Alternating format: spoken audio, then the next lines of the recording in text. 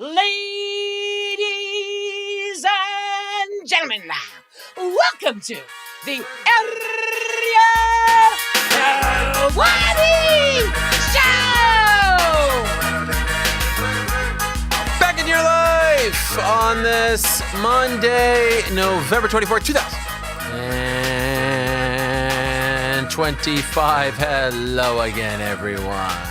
I sure hope you're doing well. And how could you not be doing well? It is Thanksgiving week around these parts. Yes, here in the United States, it is Thanksgiving week.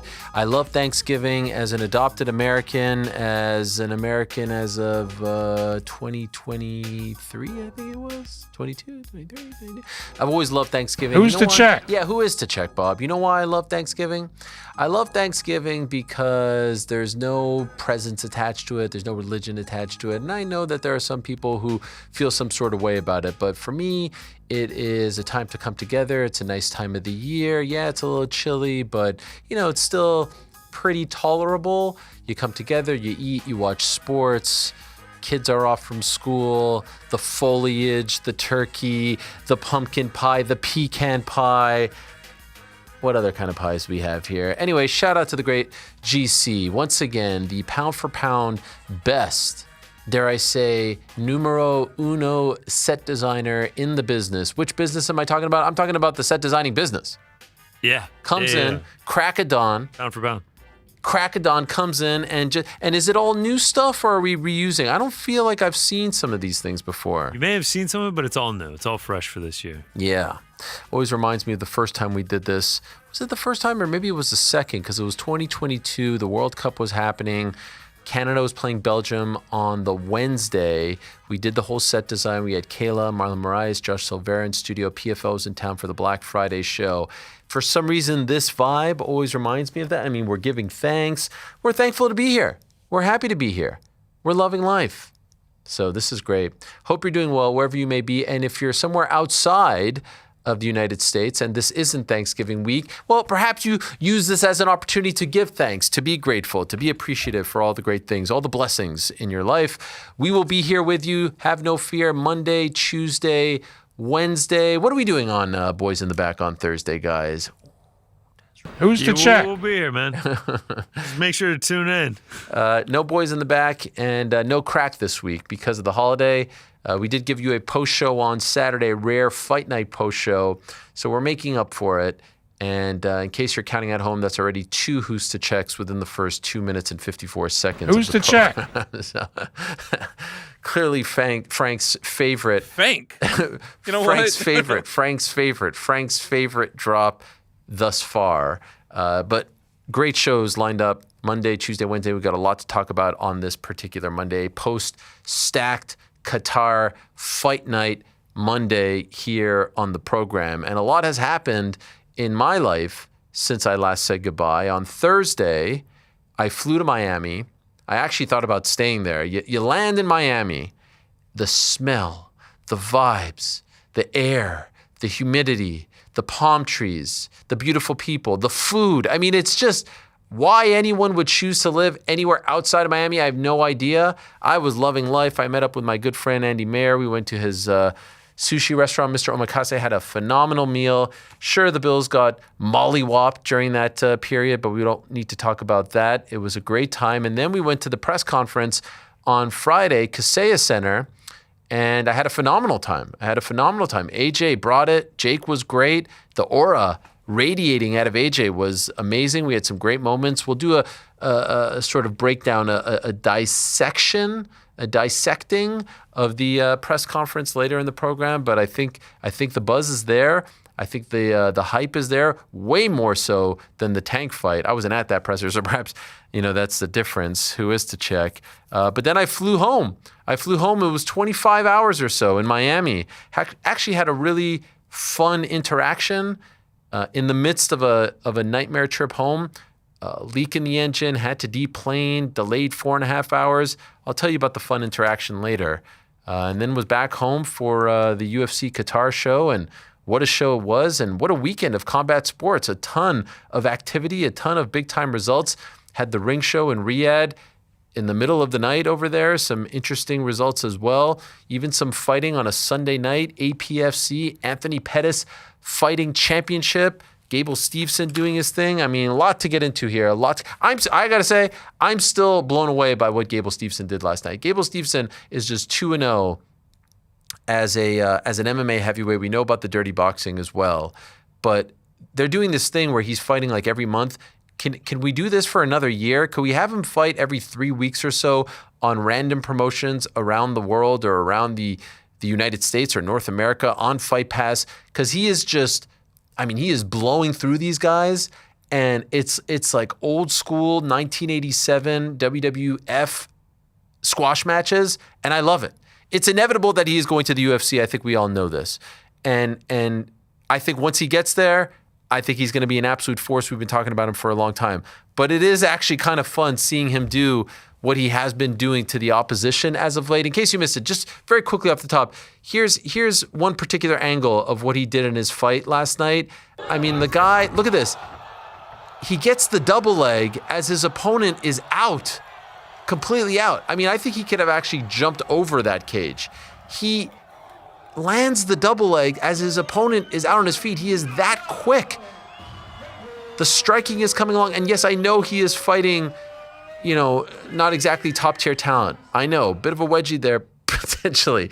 But the point is, can we just see that one more time? Just one more time. You have to really appreciate it. It is absurd.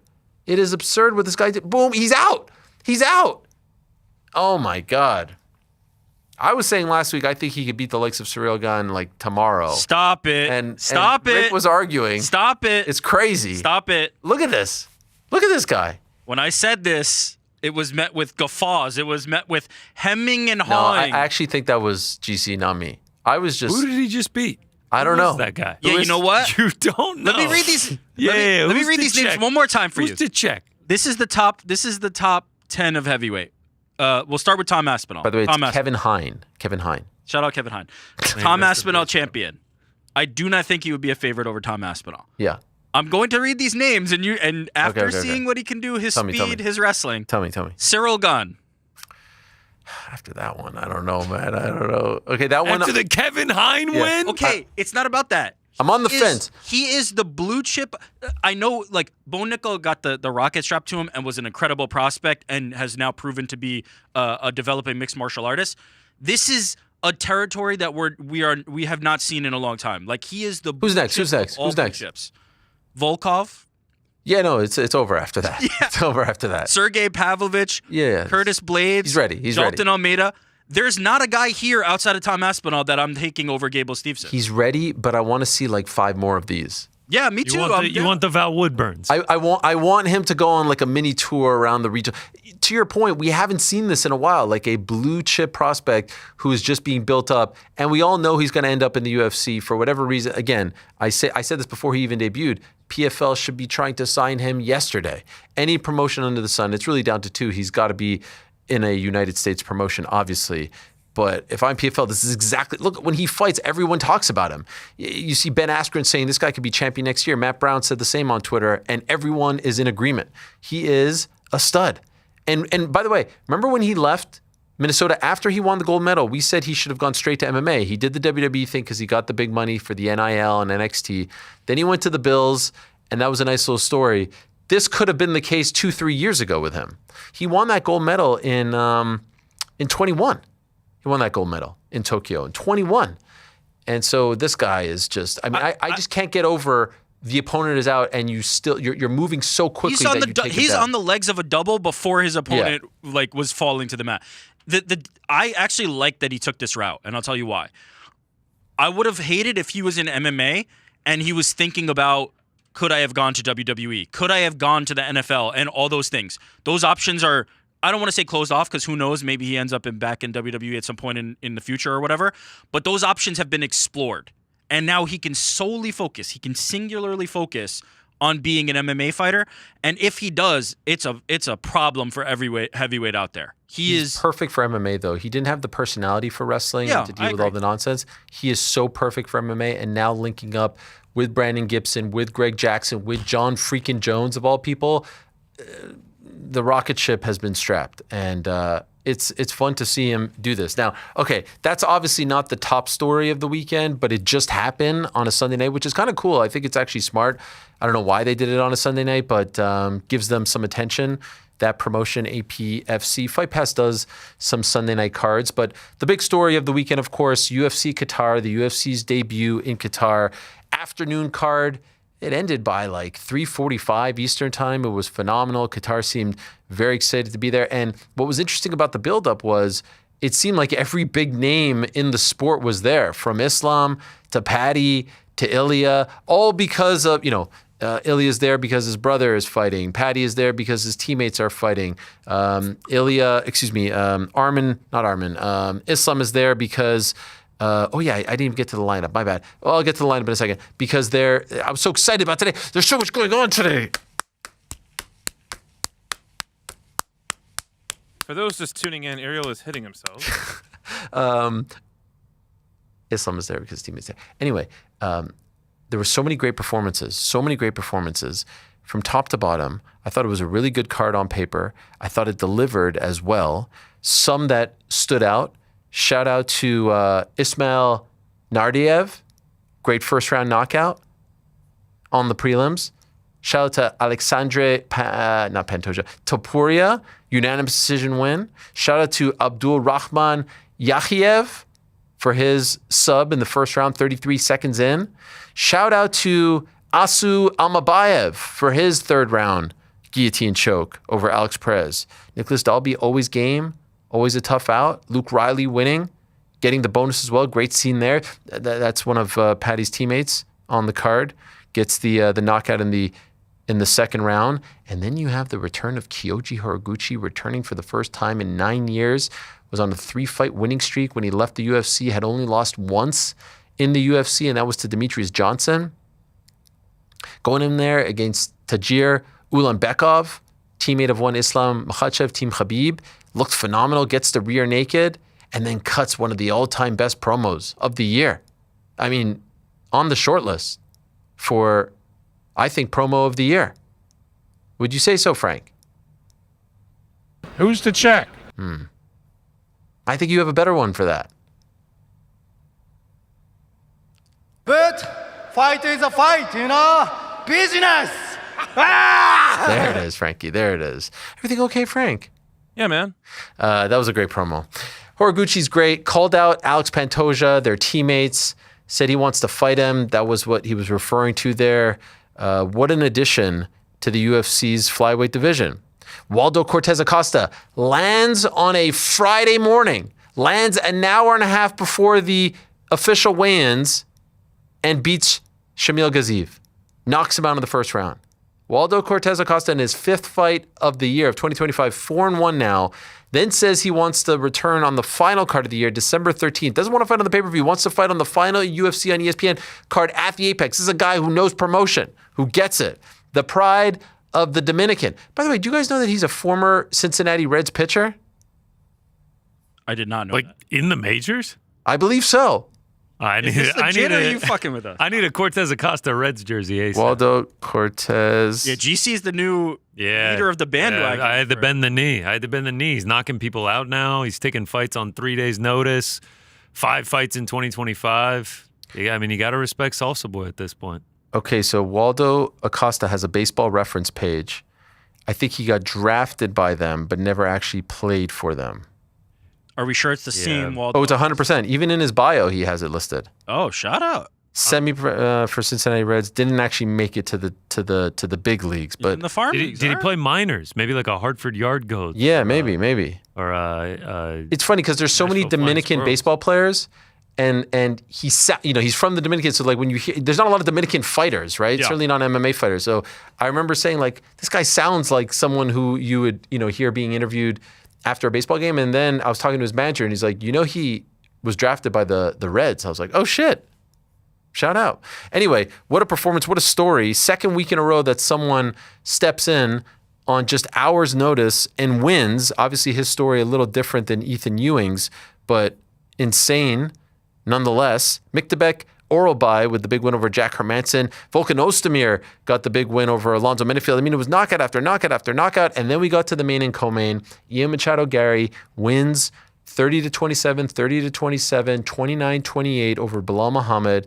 Kind of wish we had 5 rounds here, but dominant stuff out of Ian. You know, the eye pokes are definitely in question. There was definitely one at the very beginning. There might have been a second one in the second round, but after showing the replays a couple times, I'm not sure about that. Skill for skill, Ian the better fighter, and afterwards saying, I got to be next. I want Islam. And oh, by the way, wouldn't you know it, in every post-fight interview he does, he says, what does he say? What does he say? I'm Conor's protege. He's Khabib's protege. Who predicted all of this? Who predicted that this would be, again, not saying that there's a rivalry here, okay? Wherever you may be, PT, hold on to your hat. But I'm just saying I knew they would tap into all of this. Ian wins. Is it enough? Was it enough? We'll dissect. We also did a nice little breakdown in our post show for you guys, so that's up on the channel, but watch that after this if you want the immediate reaction. Now we have a couple of hours, a couple of days to dissect it all, digest it all, think about it all. And then, of course, Arman Tsarukyan in the main event over Dan Hooker, second round, arm triangle choke. I have to say, some 2 days later, I'm blown away by Arman. I'm blown away on several fronts. Number one, that was his first fight since UFC 300, believe it or not, April of 2024. Think about how much time has passed since then. Yes, I know he had a few grappling matches this year. He was supposed to fight for the belt in January. He pulls out on the weigh-in day. Physique, unbelievable. Seemed to be just like, I mean, look, chiseled.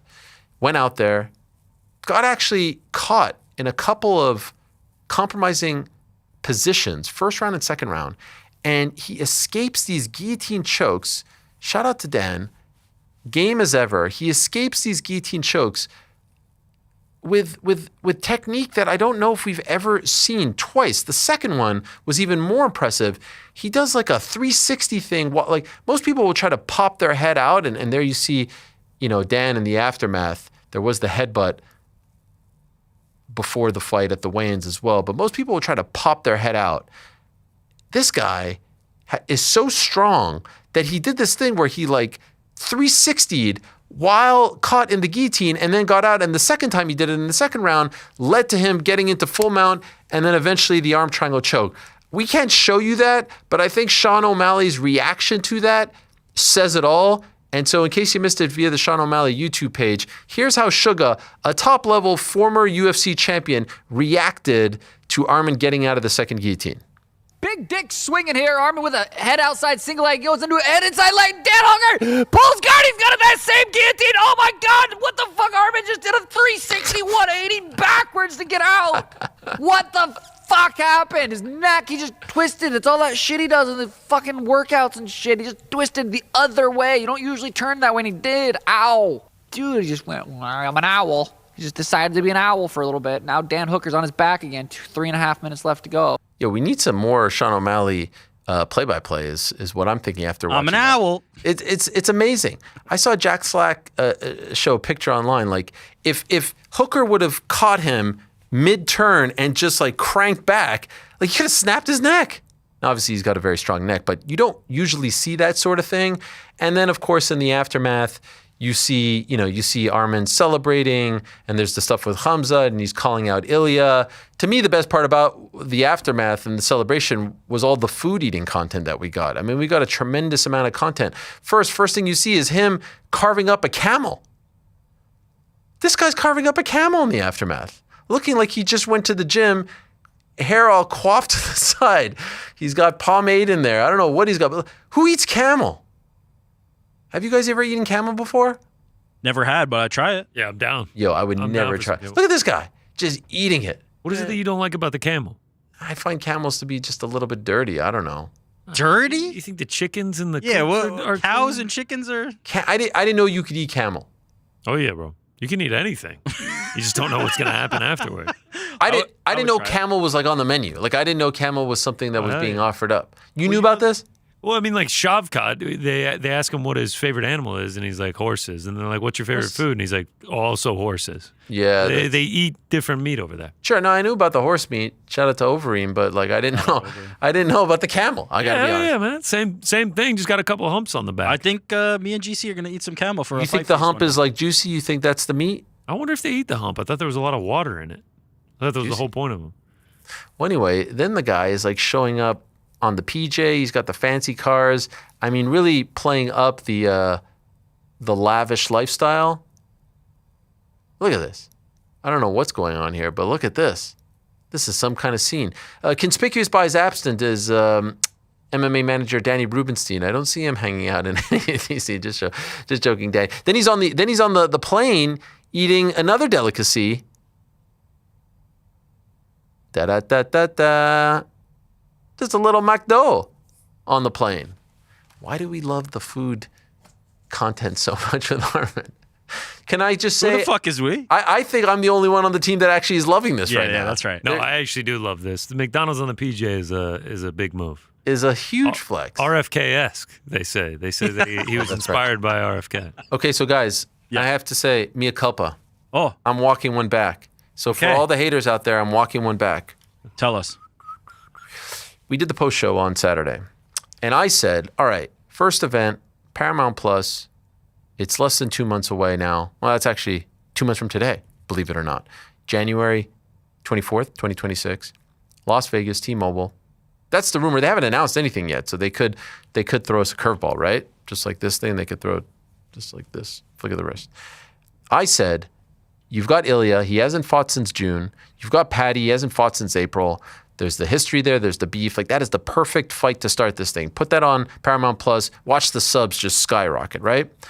After doing some... Now, and I said multiple times, I said, please, I want to be very clear. I am not saying that Paddy deserves this more than Arman, but I'm just saying because he hasn't fought, because Ilya hasn't fought, and I suspect they want to get into a training camp. If they haven't even started one already, I suspect they're going to want to announce this, get rolling with the promotion. There's a lot of history there.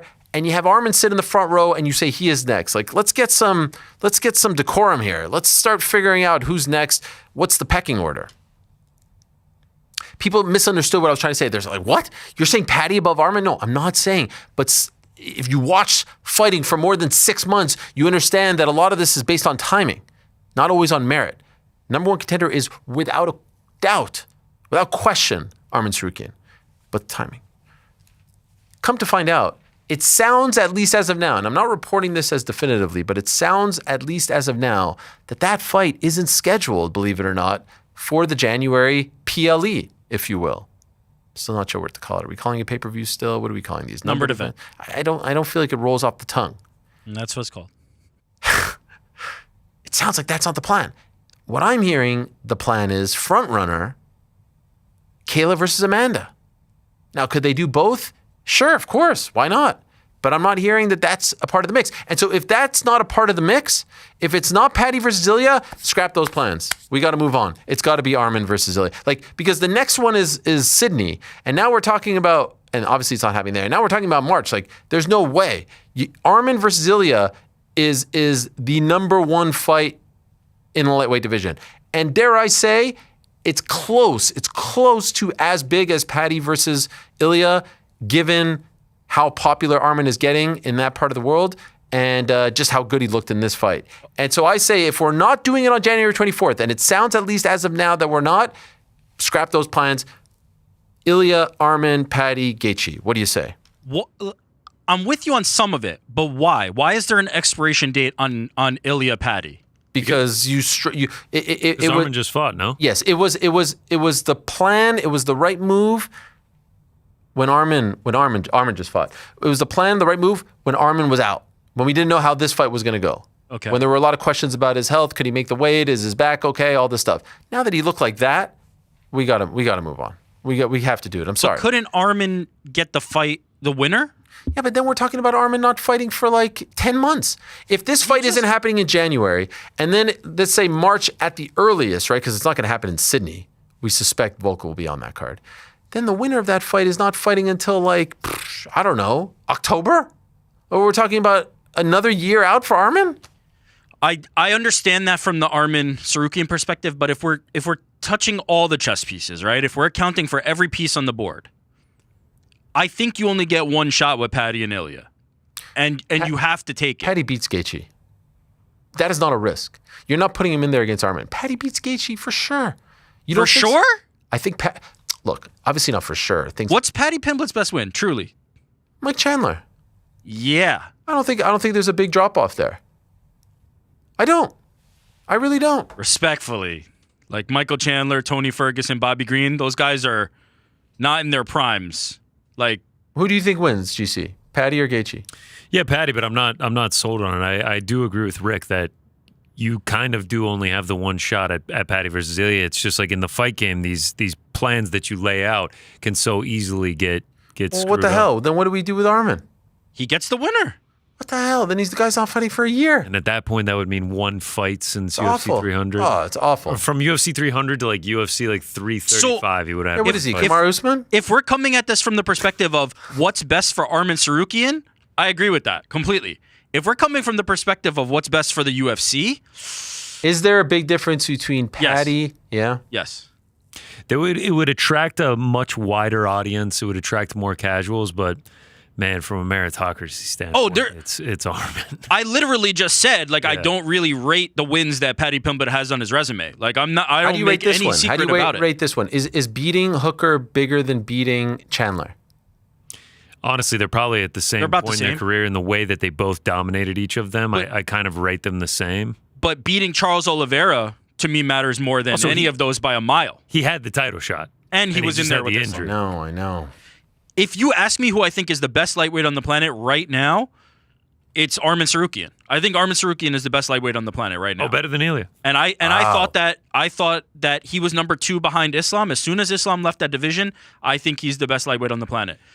But if you're asking me to run the UFC's business, if Paddy Pimblett is there, he's now ranked number 5 in their rankings. I believe I saw graphics being made about. What is that? Dan Hooker moved down. You got to move Paddy up. You take this shot while you have it. You take this shot while you have it. Paddy Pimblett is the Kike Hernandez of the UFC lightweight division. Easy, A on the group project. Easy. Well, how do you go up 7 months after your last fight? Dan Hooker lost. dropped So you got to down. move him up. I actually think he was at 8. Also, don't the Or rankings usually 7 come out after Chandler? on Tuesday? Why did they come out on Monday? I feel like they've been coming out on Mondays lately. Oh, and also Hooker losing to Arman shouldn't necessarily drop you down. Like that's the number one guy. You shouldn't get penalized for losing to the top guy. Paddy's number 5. We don't need to think about it. I think it was the way that he lost. Sure. I'm with you on everything about Arman, every single bit of it. As I said, I think he's the best lightweight on the planet right now. I think he can beat Ilya Topuria. I think he probably will beat Ilya Topuria if they face off.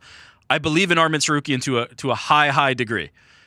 But if you want to do the best business, you do Paddy versus Ilya while you have this opportunity right now, and then Arman fights the winner. And if it's Ilya, you've got that same fight that you were angling toward, and it's built-in business. And if it's Paddy, who then beat Ilya Topuria, now you've got Arman versus that guy, which is even bigger. It's perfect for me from a business perspective. I think you just do it while you have it. Foaming at the mouth to see Arman versus Ilya. Foaming at the mouth. You'll get it. 2 fights from now. You know what pisses me off about all this? I want to see Ilya versus Arman so bad. I want to see Ilya versus Islam so bad, and I feel like we're not getting either of those next. What the hell? You know what I mean? Like the UFC has some blockbuster, juicy, like rivalries. There's heat there, and I feel like we're not getting either of them. I'm surprised that you're so down on Paddy versus Ilya. I was going to say both those fights They're not as have big as Ilya that. Topuria I in know. them, and then the third one also has Ilya Topuria in it against Paddy Pimblett, which might be his biggest rival, dating back to 2021 with the hand sanitizer boy days. No, 100%. Listen, I've been the one carrying the That's why Paddy I'm versus surprised. Ilya flag for all this time, and it's a tough day for the people who say that I only pick based on my relationships. No one's probably been meaner to me than Paddy, but we got to call it like we see it. That said, Arman fought, and maybe it's recency bias.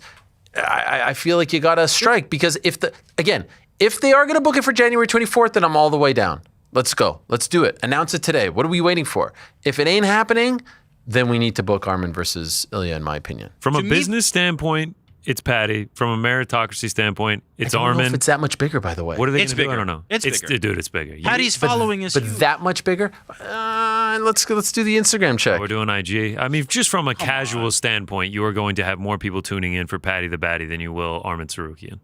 How many followers do you think Arman has? 2.8. Damn. That's my guess. Are you looking at that? Exactly 2.8. Yes. Nice. I have to be on these dude socials a lot. Patty I'm gonna 4.8. guess- Oh, okay. sorry. Patty. my All bad. right, so I was gonna be even way the off with that Instagram one. check is Yeah, like the he Instagram blows check him is out of the I water. was literally saying this on Saturday, but I was like, after talking to people, after doing my due diligence, Okay. and by the way, can't wait for Kayla versus Amanda if that's the one. That's a great fight. Are you surprised they'll start the Paramount Plus era with that? Yes.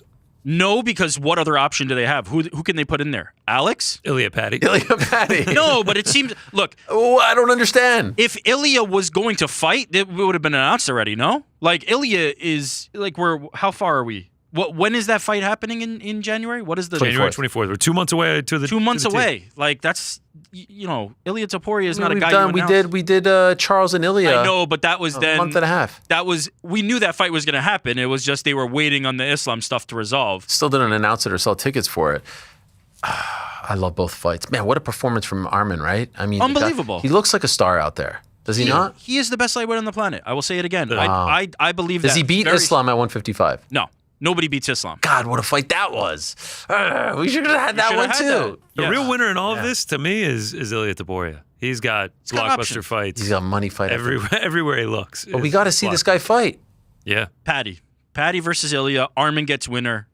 Problem solved. Everybody's happy. What do you do with Gaethje? Because he's threatening to retire. Retire. See ya. Like I'm trying I to get love him. Justin Gaethje. I'd like to see him fight, but if that's the stipulations, like I'm not that interested. Even if you want to go on a meritocracy standpoint and be like, Patty doesn't deserve it over Justin, Arman does. So I just don't see a way where Justin ends up getting the title shot. All right, what about 170? So last week, obviously, we had the new champ crowned, Islam. Michael Morales, tremendous. Carlos Praches, tremendous.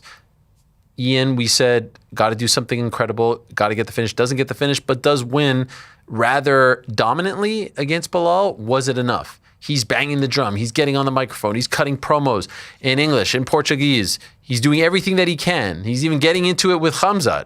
He's making himself very relevant. Was it enough, guys? What do you say? What do you say, Rick? You told me that Shavkat was healthy last week, yeah? Yeah. No, it was not enough. Okay, so what is it now? Is it Shavkat versus Islam? Yes. The crazy thing is, like, that might have the least amount of heat on it. It's all right, but You just told me probably the before best that all fighter you at care about is the 170. meritocracy. Nah, the guy hasn't fought. There it is. What? The guy hasn't fought. He hasn't fought in a year. You just told me it had to be Arman over Patty. Yeah, I'm saying he hasn't fought the same way Patty hasn't fought. Arman now fought. It's all about who's hot, who's doing the work. He beat He's been Ian. injured. He's been injured. Can I And tell he you? beat Ian. I think the big winner was Kamaru Usman. Aye. Oof. I don't come away from this weekend thinking that Kamaru. No, I think they're gonna. I think they're gonna think they pull. will. They're gonna pull a Jesus Stipe John Jones on us. Yes. Yeah. And that was annoying, and this will be even more annoying because there's like 5 guys who are getting skipped over now. We're getting echoes of like the past, right? This one would be like another Stipe. The other one, if Patty gets a title shot, it's like echoes of like Cheeto or Dan Henderson or something built entirely on this like rivalry from the past. That's like and not O'Malley. the meritocracy. Yeah, that's what I'm saying. O'Malley when he fought Cheeto or Dan Henderson when he fought Bisping. I think Ian has done enough. I think Ian has done more than enough. How has Shavkat not then? It's more of a like, okay, you haven't been active. If we're gonna go with activity, yes, obviously he gets it because he's he's sitting on a win. His last fight was a win over Ian. If he's not ready to go, then but now You said he was ready to go. I'm going based on okay, that. so you're going Shavkat, Islam. Yeah. It's got to be Morales versus Praches, right? Sure. Love it. Down for Great that. fight. I'm also down for Morales Garry. So who's Ian fighting? Because you can't do Ian versus Praches, obviously. Morales. That's what I was just saying. No, Morales. okay, but then who's Praches fighting? JDM. Bilal, JDM, maybe Usman? those guys. Usman. Yeah, hell yeah. I What about Usman Gary? I go back. I think I said this on Saturday, or maybe it was last week. Shavkat, Islam, Usman, Gary, Morales, Praches. Great. And look, am I going to be hard up if Ian Gary gets a title shot? Absolutely not. To your point, he's the one guy in the division who's like give me fights, give me fights, give me fights. I'll risk my contendership every single time. He's the one guy who kind of like beats that drum the loudest. To me, it just feels artificial if you're skipping over Shavkat, who beat him, right? Like if Shavkat's healthy, that guy is the same guy that everybody was talking about being the future champion. Everybody was clamoring for it. I want to see that promise realized. But if he can't, if he's still hurt, if he's not ready to come back, if the timing doesn't work and you slide Ian Machado Garry in there, I'm happy as a clam. I think that guy has earned every bit of it. He has been the one who says, I don't care. I'll fight Bilal. I'll fight Praches. I'll fight anybody. And lived up to it. I respect that. It's crazy how in both weight classes there's like a queue of 4 or 5 guys. Also, it is kind of crazy that Shavkat had the title shot against Bilal, and then Bilal had to pull out. Just like Arman, unfortunately, he had to pull out on that side. Yeah, it's very like mirrored. It's weird, right? And Islam was there, and now he's there. And Islam just follows Islam. Yeah. I mean, these are all good problems to have, but I want some. I want some resolution to some of these. It's too much. There's a lot of like campaigning and jockeying, and I like it better when it's like this guy won. It's like we just unloaded the clip on welterweight. There was this minute where it was just like, man, none of these guys are booked at all, and now we just got all the fights, and now it's like, now it's time to book them again. But by the way, I don't even know what we resolved. Like obviously some things were resolved, right? Morales wins, Praches wins, but like no one really. I don't know if anyone broke through because the UFC hasn't given us any indication that anyone has broken through. Morales broke through, but I still don't think he's clear for the title shot. Right. Yeah, I agree. If Arman and Ian end up getting not the next shot, but the shot after that, is that such a crime? I feel like that's totally justifiable and reasonable. I mean, the Arman one is a tougher one because, like, you know, he had the title shot and, you know, he got hurt and everything like that, and he's won 5 in a row. Since 2019, by the way, second most wins at 155 pounds, tied for second, 10. Islam has 10, and then Charles has 11. So, no. These are all very similar to Shavkat. They are. Got hurt, had the title shot. Shavkat is right there. If Shavkat's healthy, I do that fight. But Ian, what is the outcome that y'all are most upset with? Kamaru Usman fighting for the belt at 170. And 155? Gaethje fighting for the belt? Yes. And we're just hating on that team. Damn. I'm probably not upset about any of them because they feel like we'll get the bit. They're not going to win the fights, and then we'll get the business done, and the next one happens. Waste of time. Waste of our time. That I can agree with. And there's got to be some sort of merit attached to these titles. I mean, like, enough already. Do Islam Usman in January, and we'll just get out of the way. Islam Usman, golly. Just get out of the way. Like, you know what I could foresee happening? Islam beats him up. He retires in the thing. Thank you. Like, it's just like it's a lifetime achievement award. There is no now. Usman versus Garry is a fascinating fight. Fascinating fight. And that's a real fight, and you win that fight. Okay, now what? Shavkat doesn't get his shot because Usman now. No. Shavkat fights at the same time, and that's Shavkat. Okay, yeah. Shavkat does the business while we. All right, fair enough. I mean, if Usman gets a win, he'll be undeniable. They will give him the shot. Joaquin and Ian, that would be a title shot. Yeah, I mean, Islam Joaquin. Based on the. That would be the one. By the way, for a second when you said Joaquin and Ian, I was like, wait, what? He would have beat Usman. No, I know. Joaquin and Ian. I thought you were advocating for Ian to fight Joaquin Buckley. No, absolutely not. Sign the contract. Let's go. Absolutely not. By the way, we're so fired up. There's so much to get to here that I completely skipped over the entire lineup today. 38 minutes in. So I do want to let you know in a couple of minutes, we're going to be joined by the aforementioned Ian Machado Garry, who is still in Qatar, by the way.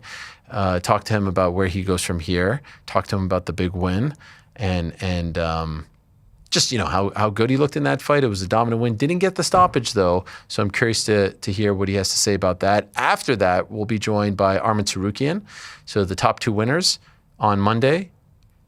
Very nice. Talk to him about the win over Dan Hooker, how the hell he got out of those guillotines, where he goes from here, what does camel taste like, what's his McDonald's order, you know, the big important stuff. After that, we'll be joined by Nakisa Bidarian, CEO and co-founder of Most Valuable Promotions, talk about the promotion for the AJ fight, December 19th, Netflix, how they landed on AJ, what happened with Tank, all that stuff and more. And then we'll talk more about the presser. And then we'll talk to Tyron Woodley, the former UFC welterweight champion. There's a lot to talk to Tyron about.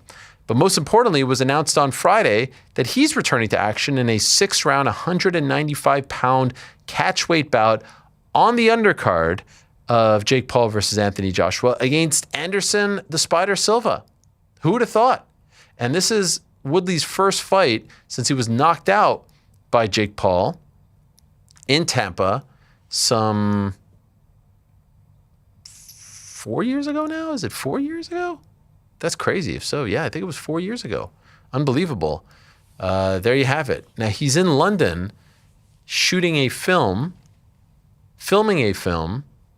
I believe it's the Roadhouse sequel, but he's been training with the likes of Michael Venom Page over at London Shoot Fighters, which I think is pretty cool.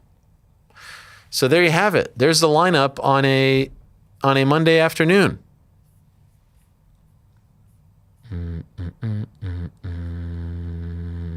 We don't have our guest, do we? I was trying to land the plane like That would have been perfect. I was trying to, and now let's get to our first guest of the day. But it doesn't work out that way. We were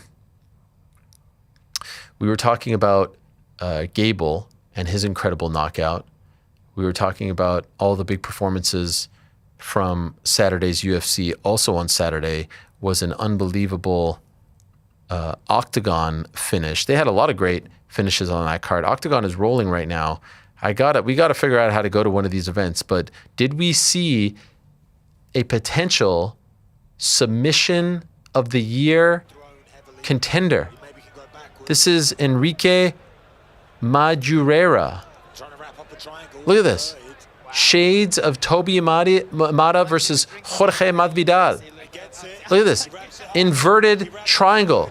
This is absurd. What? How? I think he did tap standing up. That is crazy. How did he set that up? How did he pull that off? Nah, that was crazy. Is that the sub of the year? Usually we give it to like the high stakes fights, but that might have been it. Can we see it one more time? One more time, Andy? I just wanted to see how he set it all up. Ian, this is Ariel's producer. How are you? Oh, hey. The best. Here it is. Look at this.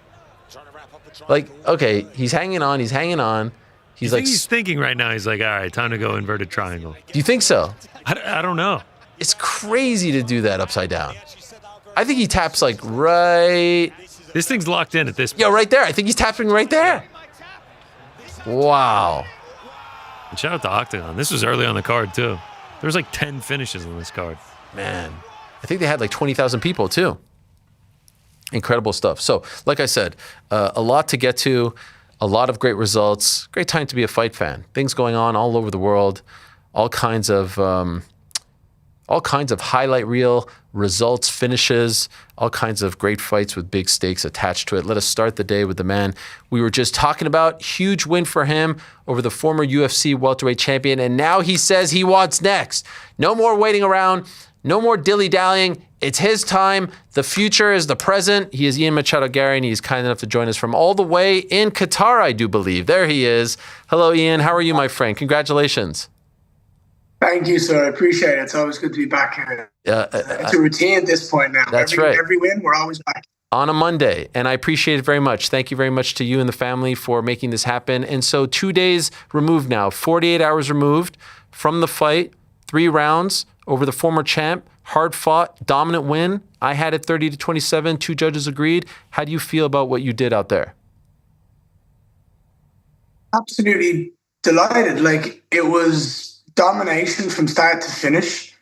I pieced him up on the feet and did exactly what I said I would do. And then I stopped every single one of his takedowns. Nobody has ever done something like that to Bilal. It was easy. Easy.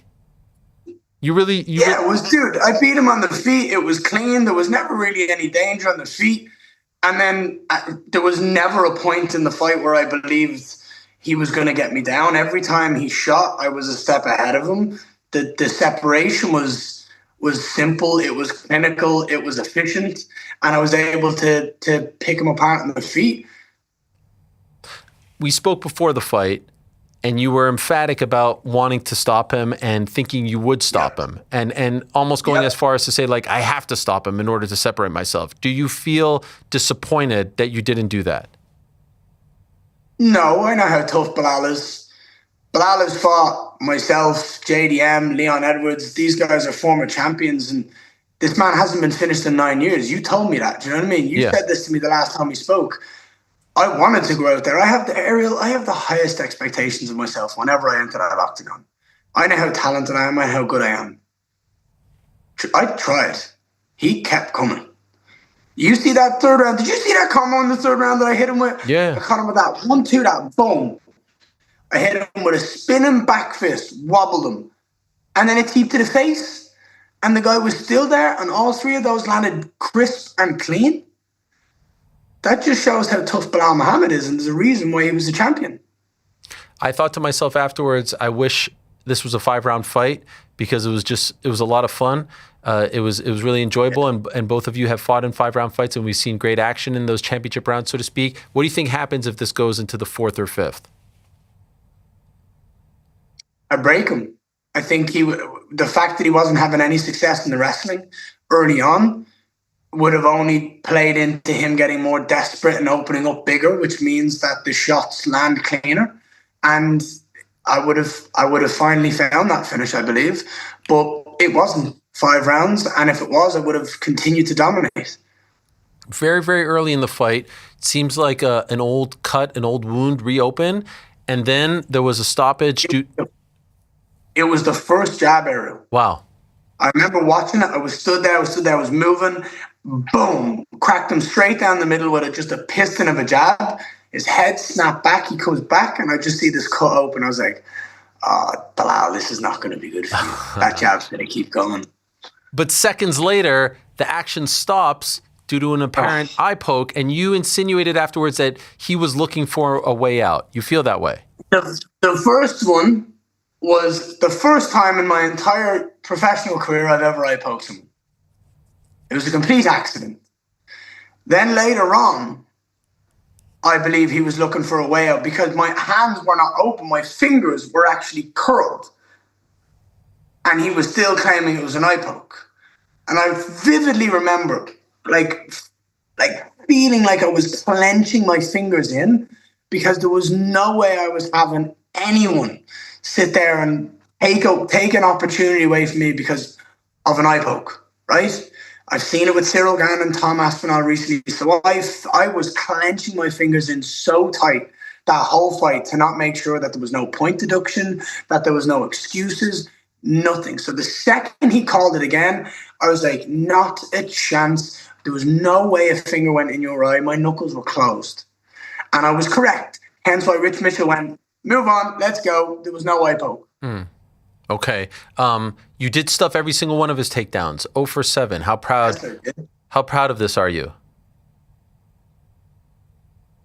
When you are looking for a fight with Islam Makhachev, the pound for pound #1 in the world, the current welterweight champion of the world, and he's someone who wants to grab a hold of your leg and take you down, and in a warm-up fight, stylistically, when someone wants to take me down and get me to the ground with Bilal Muhammad, and I think was it 10 takedowns I stuffed. That's a pretty good reason to want to see the fight with Islam.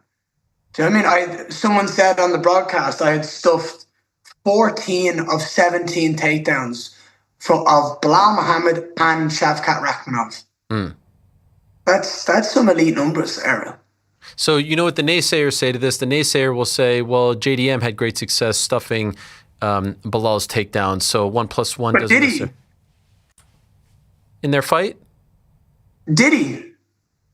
Against JDM against Bilal back in Montreal? I thought he did, no?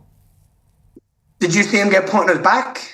Well, no, he did stuff a bunch, but he was taken down, yes. I think it was like once or twice. So you skunked him. No, but he was, exactly. But he had success. He actually got the success. He had nothing against me. Yeah. And I vividly remember coming onto this channel and speaking to you, and you were speaking about how amazing Jack looked after that fight. Yes. Oh yeah, 100%. 100%. Yeah. I'm just trying. I did a lot better than Jack did. No, 100%. And this was a 3-round fight, obviously. So there was a lot that was crammed into it. And so, okay, so you have been very vocal since the moment the fight was over as to, deserving the title shot. And you've gone on the microphone, you've talked to everyone, including Islam. You've said, come on, let's go defend the title. How confident are you 2 days later that this is going to break in your direction? I believe it's absolutely the fight to make. I don't believe there's a bigger fight or anyone who's more deserving of the title shot right now. My opinion is it's down to two people. I think you have been the more active one, and your resume, especially this year, makes you one of the guys. The only other thing is, what about Shavkat? Shavkat does have, the equalizer, but how does it play out with his injuries? I heard he's available come January. I don't believe a word of that. Right? That's my thing. Okay. That's the first thing I think. I don't believe a word of that. But also, the sport's moving fast. This man has to get back in there soon. So when you've got someone like me who had a very, very tough and close fight with that man, he won the opportunity to fight for the title. And due to the fight with me, he has been out injured and has not been able to be active. Whilst I've racked up a win against the current number 5 in the world and the number 1 in the world in Bilal Muhammad. So with all due respect to Shavkat, and I have nothing but respect for him, let's talk about him when he's actually back, because he's not right now. So in my mind, he's just trying to maintain relevancy by showing up at these fights and being in the picture and saying he's going to be back, but he's not back. I'm here and I'm ready. And the best ability is availability. And I busted up that knee so bad that night that he's had 2 knee surgeries on it since then. And one of them failed. And this one's, let's see, it's still new. Did you have a chance to talk to Hunter Campbell while you were there? Do you have a sense for how he's leaning? I didn't get a chance to meet him afterwards. I spoke to him afterwards. He said I looked great. I said I was through my media, went through everything, and he was gone by that point. I'll give him a call during the week. But it doesn't really matter what his first opinions are of the night. There's been a lot that's happened in the division. I'm the most deserving. There's no argument of that. There's no debate about that. I fought the hardest road. I've beat the toughest guys, and I am next. It's the biggest fight you can make in the welterweight division.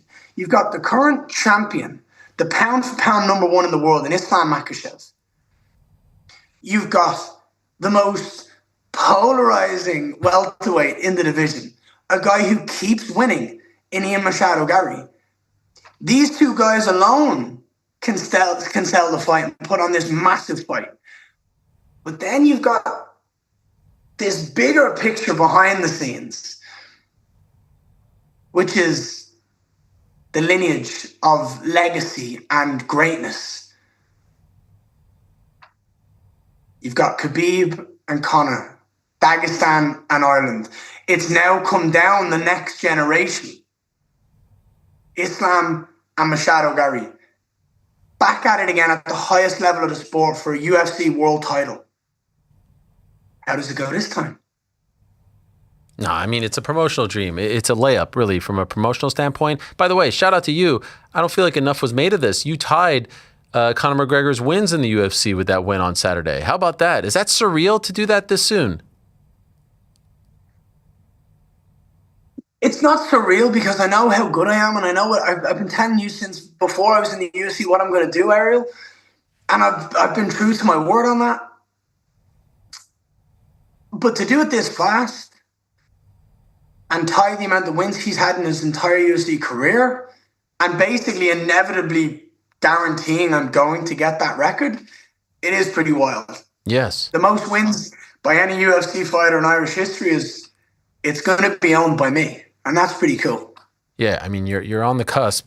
And wouldn't it be crazy if it's in a title fight that you break it? I mean, just like...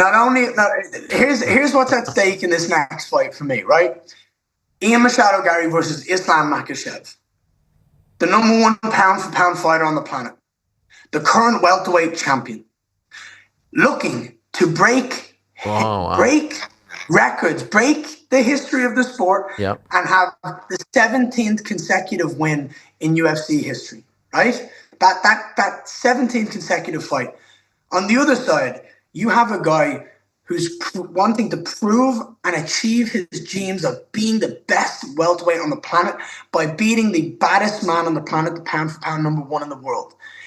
In doing so, I will get a belt wrapped around my waist and I will notch myself as the most successful and victorious Irishman in UFC history, and I will surpass the inspiration that was Conor McGregor, and I will become the most victorious Irishman in UFC history. So there's a lot on the line in this next fight, Ariel. And there's a hell of a lot at stake when it comes to pride for me and my nation and me and my teammate in Charles Oliveira. There's a lot behind the scenes that people are making of this fight, and I'm excited for it. I'm buying everything that you're selling. Here's what depresses me, Ian. I feel like they're going to do Islam versus Kamaru. There's no chance. There's not a single chance. You know why?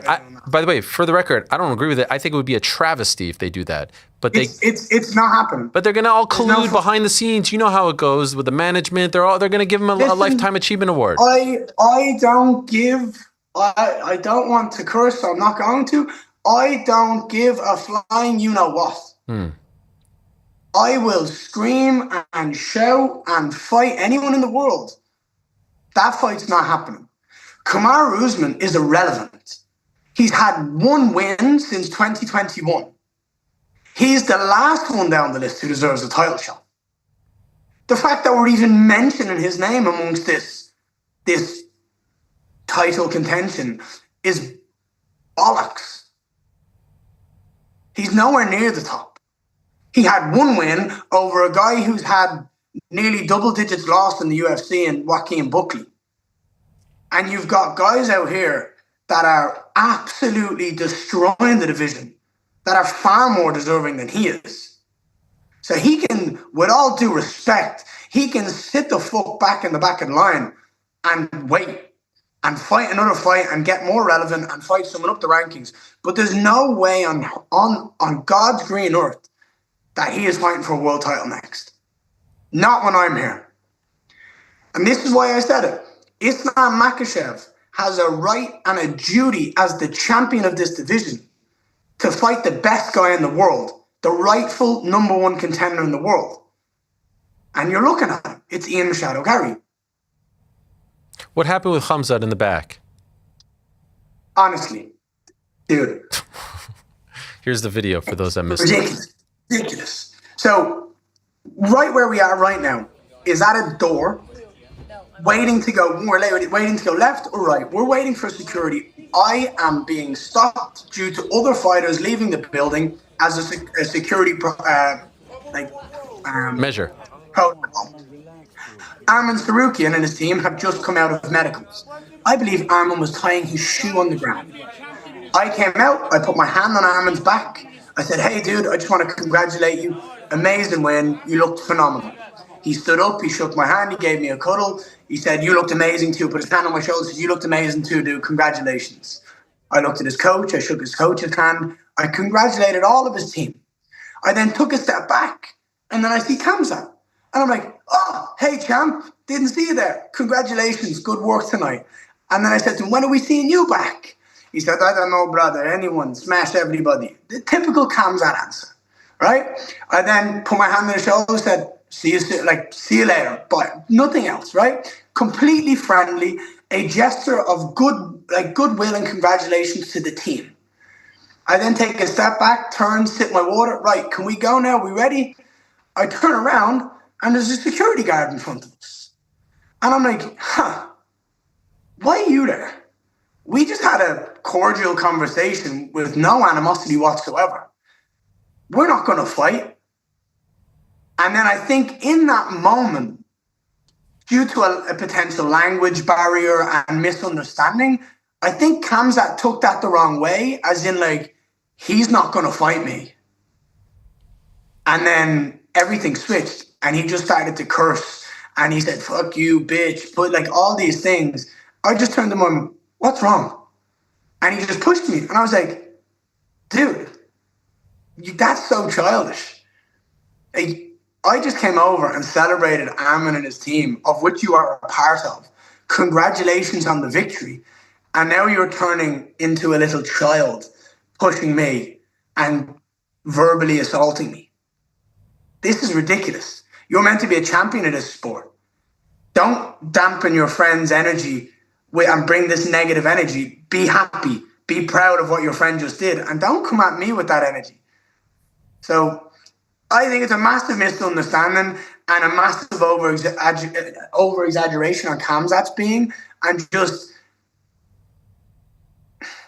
I guess I shouldn't expect someone like Khamzat to have the self-control. But I think he's just always looking for a fight. And it was a massive misunderstanding. And I think he looked like a child, not a champion. Did you see his deleted tweet about you? No. White boy, you will not survive 1 minute in my world. I definitely would. And I'm pretty sure we're both white. So I don't know what the point of the white boy is. I think you're right. Do you know what I mean? I definitely survive a minute with him. I have no plans of going up to middleweight anytime soon. But if he wants to, then, dude, I'm game to fight. Do I need to prove myself, Ariel? Or does everyone understand? Anyone, anywhere, anytime. If you can guarantee anyone's going to do it, it's me. Do you feel like you are getting that respect now, finally? After all these fights, do you feel like you're finally getting that respect from the people? Because you did refer to yourself as polarizing, and so that's why I wasn't sure what you were referring to there. Whether they tune in to watch me whoop or they tune in to watch me get whooped, they're still tuning in, Ariel. And I know for a fact, all of the numbers on Fight Week, mine were the biggest. They always are. I know this, Ariel. It's not a conversation. Every single Fight Week I do, I pull in the most traction, the most numbers. Whether they respect me or not, I'm going to keep doing my thing. And my job is to go out there and fight. And I have the time of my life. I'm living my dream and I'm beating the best in the world. Did you see Islam, by the way? I know he was there too.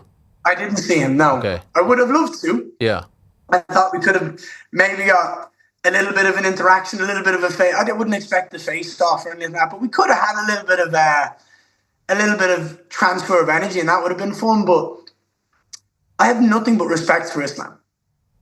However, he's the champion of my division right now, and he's the only person that's stopping me from achieving my dreams right now because he's the only person in front of me. So I need to go. I need to get a fight with him. I need to take him out of that way, take him out of my path, so I can go and achieve that dream of being a UFC world champion. What's Michael Morales' beef? I don't know. I've never met the dude. I've never spoke to the dude. I've never even seen him in person. Whatever beef he has, he's invented it in his mind. It's ridiculous. Ariel, I want you to tell me a top 10, top 15 welterweight that you can think of off the top of your mind that hasn't mentioned my name since I've been in the UFC. I'll tell you, you can't. You physically can't. Islam, JDM, Sean Brady, Bilal, Pratches, Morales, the list goes on. Like, it's not a conversation. They all want to fight me because they think they can beat me. They all want to fight me because they either do or they don't like me, or they want to beat me because they think it's going to get them somewhere. They can't beat me and they can't stop me. So I don't care for any of these guys calling me out. Morales, in my opinion, that's the first fight he's actually done something of worth in beating Sean Brady. So fair play to him. Still in my mind, he's a flash in the pan. He's new in this division, needs to do more. You called Leon, by the way.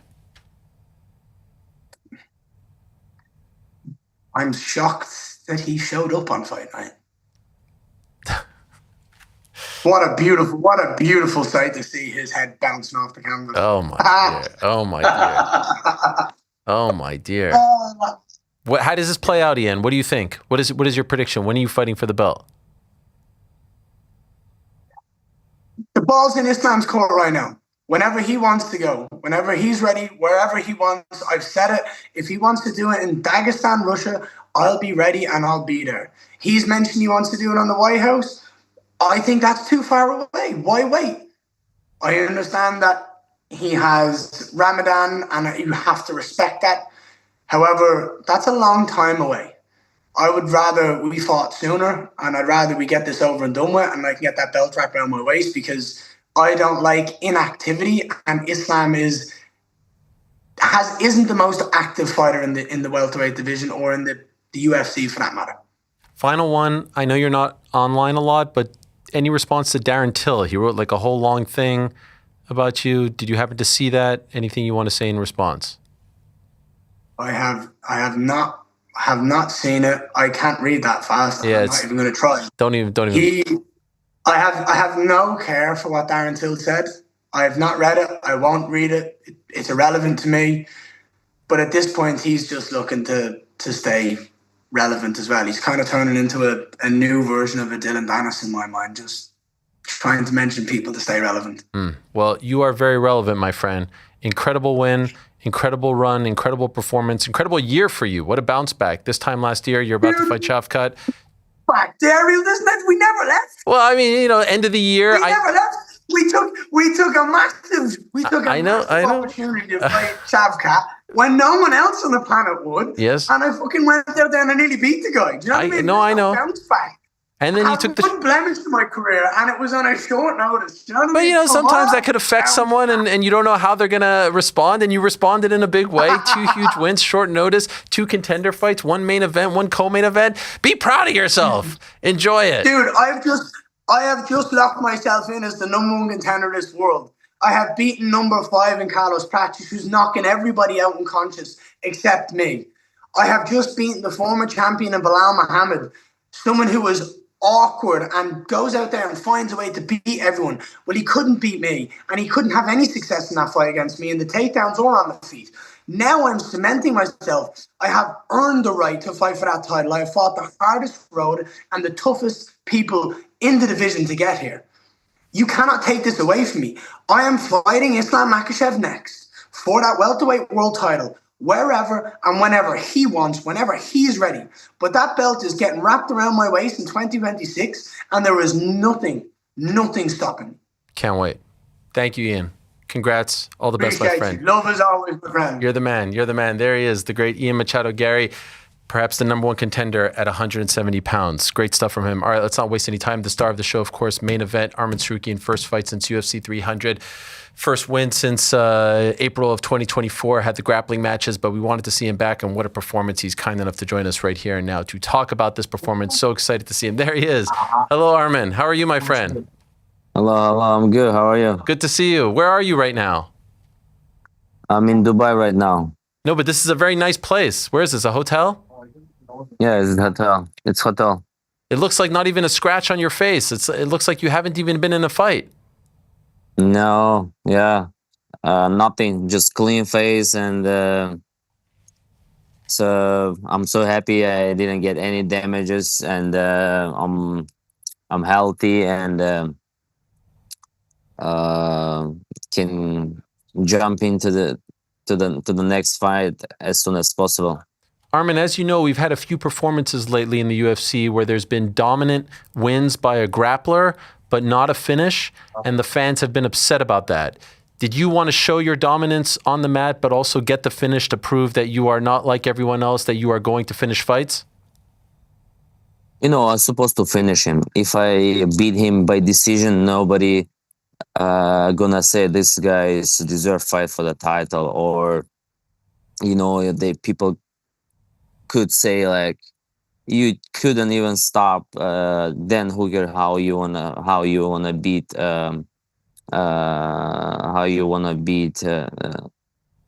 Topuria? So that's why my goal was go there, finish him, ground and pound, TKO, submission, anything but finish. And before fights, I said it's gonna be in the second or third round. Taking a step back, we'll get to the fight in a moment. As far as the build-up to the weigh-ins, obviously I know what happened in January had nothing to do with the weight cut, but it happened on the morning of the weigh-ins. Were you nervous? Was it like a cloud hanging over your head? Did you feel relief once you made weight, everything was okay, and then it was on to the fight? Yeah, of course. But last time I was back up, I met the weight, and people started to say, "Oh, this guy can make weight," and they didn't know that I have I never had a problem with my weight cut. I'm always professional, and I'm not super big for 155, and I can make a weight not easy, but not too hard. I don't struggle with a weight cut, and so. And for this camp, I didn't think like about fans and about. I just was focused on myself and for my camp and for my recovery, and don't get any injured, because second time it's gonna be hard to pull out. At the ceremonial weigh-ins, you headbutted him, and this drew some criticism. The likes of Max Holloway and other fighters said this wasn't very smart. The fight could have gone canceled. You could have got hurt. He could have gotten hurt. Why did you do this? I mean, if you ask me now, that was my fault. That was a big mistake.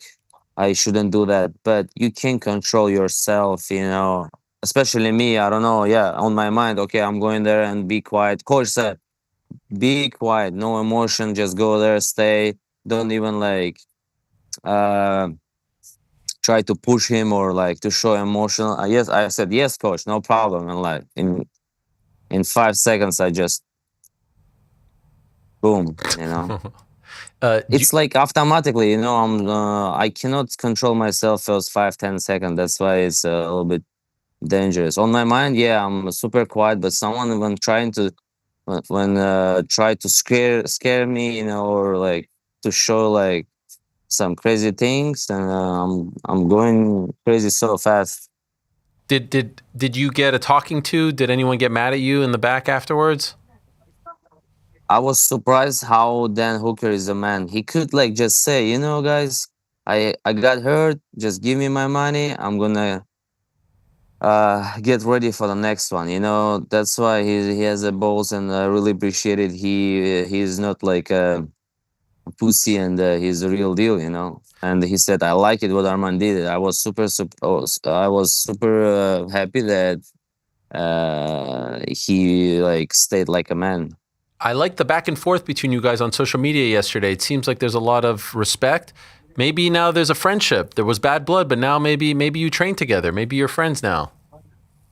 Oh, we don't have that problem between us. It's just a trash talk and make fight more interesting, and we're all fighters. And of course, I want to beat him. He wants to beat me, and we hate each other. But the fight, when his fight is done, I'm good.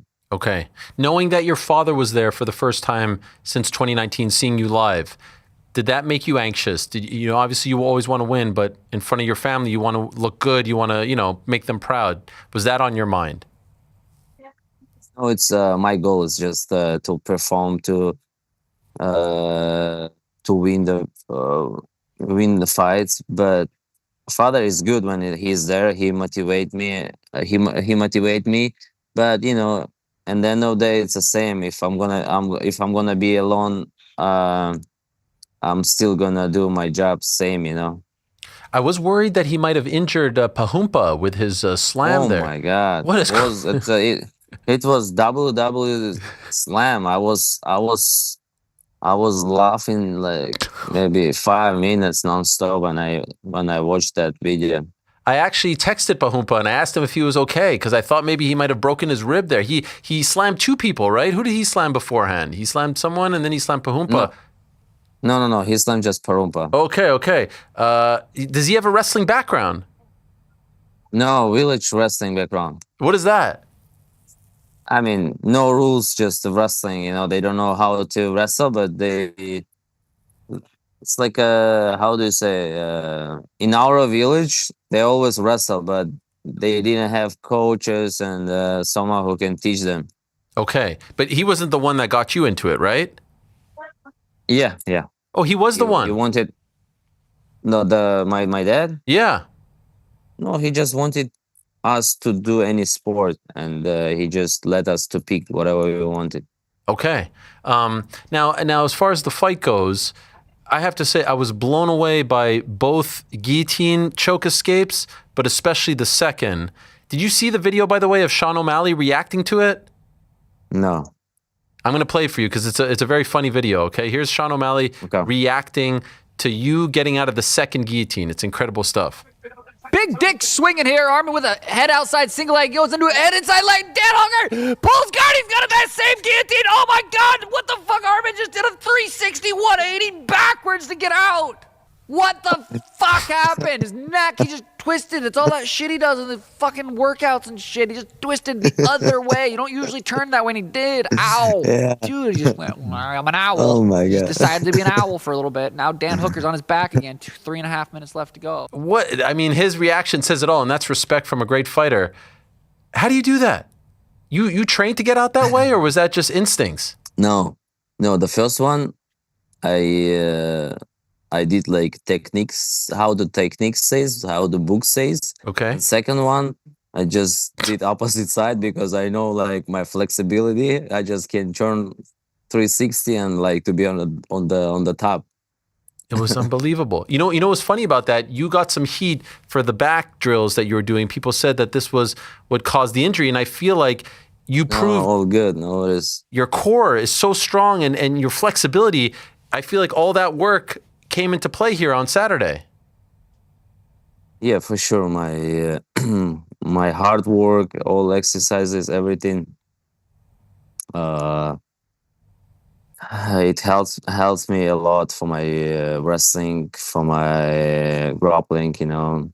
I'm very flexible. So, but for that fight, I couldn't show how I prepared my the ups kick. I would like to throw that ups kick, but I didn't show because I wanted to throw the kick on the last rounds, last 2 rounds. When he got tired. Okay. But I choked him out and I couldn't show. But I know for Ilya, I don't need even flexibility to throw that ups kick. It's easier. He's too short, But Oliveira and Hooker is too long. That's why I was doing a lot of yoga stuff to get more flexibility. Sometimes when people don't fight for a year and a half, they're a little bit rusty, but it didn't look like you were rusty at all. I mean, first 30 seconds or first minute, I was just trying to find my range, my striking, and then when I started feeling I'm good, when I threw the knee. So I said, okay, I'm good. I'm here. And I feel everything. I control everything. And now it's my time. Okay, so speaking of your time, let's talk about it. Do you think you will be next for Ilia Topuria? Do you think you convinced the UFC to give you the next shot at him? So 100% gotta be me. No way they can give petty people a fight. Everybody gonna laugh at them because I'm #1 contender. I proved it again. And what do they want from me, And I went there, performed, just destroyed Dan Hooker. And they want to put the guy who is fake making rank. Did you see he moved up to 5 now this morning? Did you see that? Bro, how you can beat like a number 12 or number 13 and became number 5? I was beating everybody in our division. I beat like 5. I was on the 5 or 6 win streak to get in top 15, And like this guy just beat 6 people and like he's number 5. Did you speak to, I know Hunter Campbell was there. Did you get a chance to speak to him about what their plans are? Just after the fight, I showed him title fight. And he said, I don't know, he said yes, or I didn't understand. But hopefully it's a title fight next. I was thinking that in January they were going to do Ilya versus Paddy, and then you would be next. You would be the guy sitting in the front, and you would get the winner. But now I'm hearing No that way. no way. You want the next time Ilya fights, it has to be against you, is what you're saying. It has to be me, whatever they want to do. Yeah, their plan was maybe that I'm gonna struggle with Dan Hooker, and they could push me on the back, and they say, yeah, listen, you like just barely won Dan Hooker, you gotta wait. But now they cannot say anything because number one contender is here, and I show up in Qatar to show everybody masterclass, and like I don't know. Hopefully it's me. Nothing to say. You think Not that hopefully it's supposed to be me.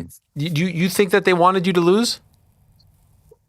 Not lose, maybe just win by decision that they could push Paddy Yeah. Pimblett. But it's crazy to me. You're a very easy guy to get behind, to promote. You have a big following. Everyone online likes you. You represent different countries. Like I don't feel like they want. Maybe they were upset about the January thing, but I feel like that's long gone now. Do you still think that that's a thing? No, that's gone already because I was back up. Now I did a fight, and they thought it was a fake injury, and it was a weight issue. Mm. But they got the doctors, and they could do MRI and check my back. Now the content, I have to say, who's your social media guy, Arman? Like who's behind all of this content? It can't just be you. It's just you? You're the brains behind all of this? For example, the camel eating, the camel feast. This is you? Where do we get this camel from? I didn't even know that you can have camel. Listen, I told to the media, I'm gonna finish Dan Hooker, and after that I'm gonna eat camel. And then I called before the fight. I called my friend. He's Qatari, and I said, bro, get the camel after the fight. I'm coming. I'm gonna come with victory. And then with Hamzat, my team, we went there to the room, and we ate camel and lamb. It was so good, and that week was such a perfect like I wrote the book. It was like a perfect, like in the book, even better because I got bonus. Oh yeah. You said it's going to be for a watch, but it looks like you have a very nice watch right over there. What is that watch? What kind of watch is that? All right. Richard Mille? Yes. What does it go for? RM 3001, I think it is. 3001. So yes. So you want another watch? But that looks like a nice watch. After each fight, I buy for me watch to remember. This watch from the Hooker, this watch from the Oliveira, this watch from the Alvarez, or then Hooker, or Benil Dariush. And from all fights, I buy watches. And I'm making more money buying a little bit expensive. And then you're growing up. Yes. That one's like 500K, that one? A little bit, maybe more. Okay. Can we talk about something seriously here, Arman? If me and you, we like to talk serious, right? I feel like for the longest time in your career, none of this like Arman is a rich guy thing was a thing, but now all of a sudden it's a thing. And I feel like you're leaning into it with the jet, and I saw you going on the jet, eating the McDonald's. So what is the backstory here? What is the story? Like, is it from your dad? What tell us what the real story is? Because, UFC fighters at this point without a belt, you're not living like this. So what's the real story? Yeah, but jet cost 20K.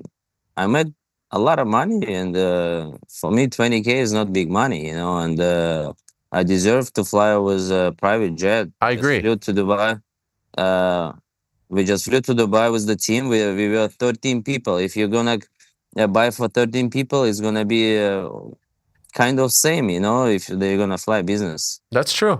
You're right. Yeah, it's like 20K, and you get there with your family, with your team, and enjoy your time. But for the jet, I didn't pay. My friends paid. Nice. It's good to have friends like that. But like your family history, what is the industry that they were working in?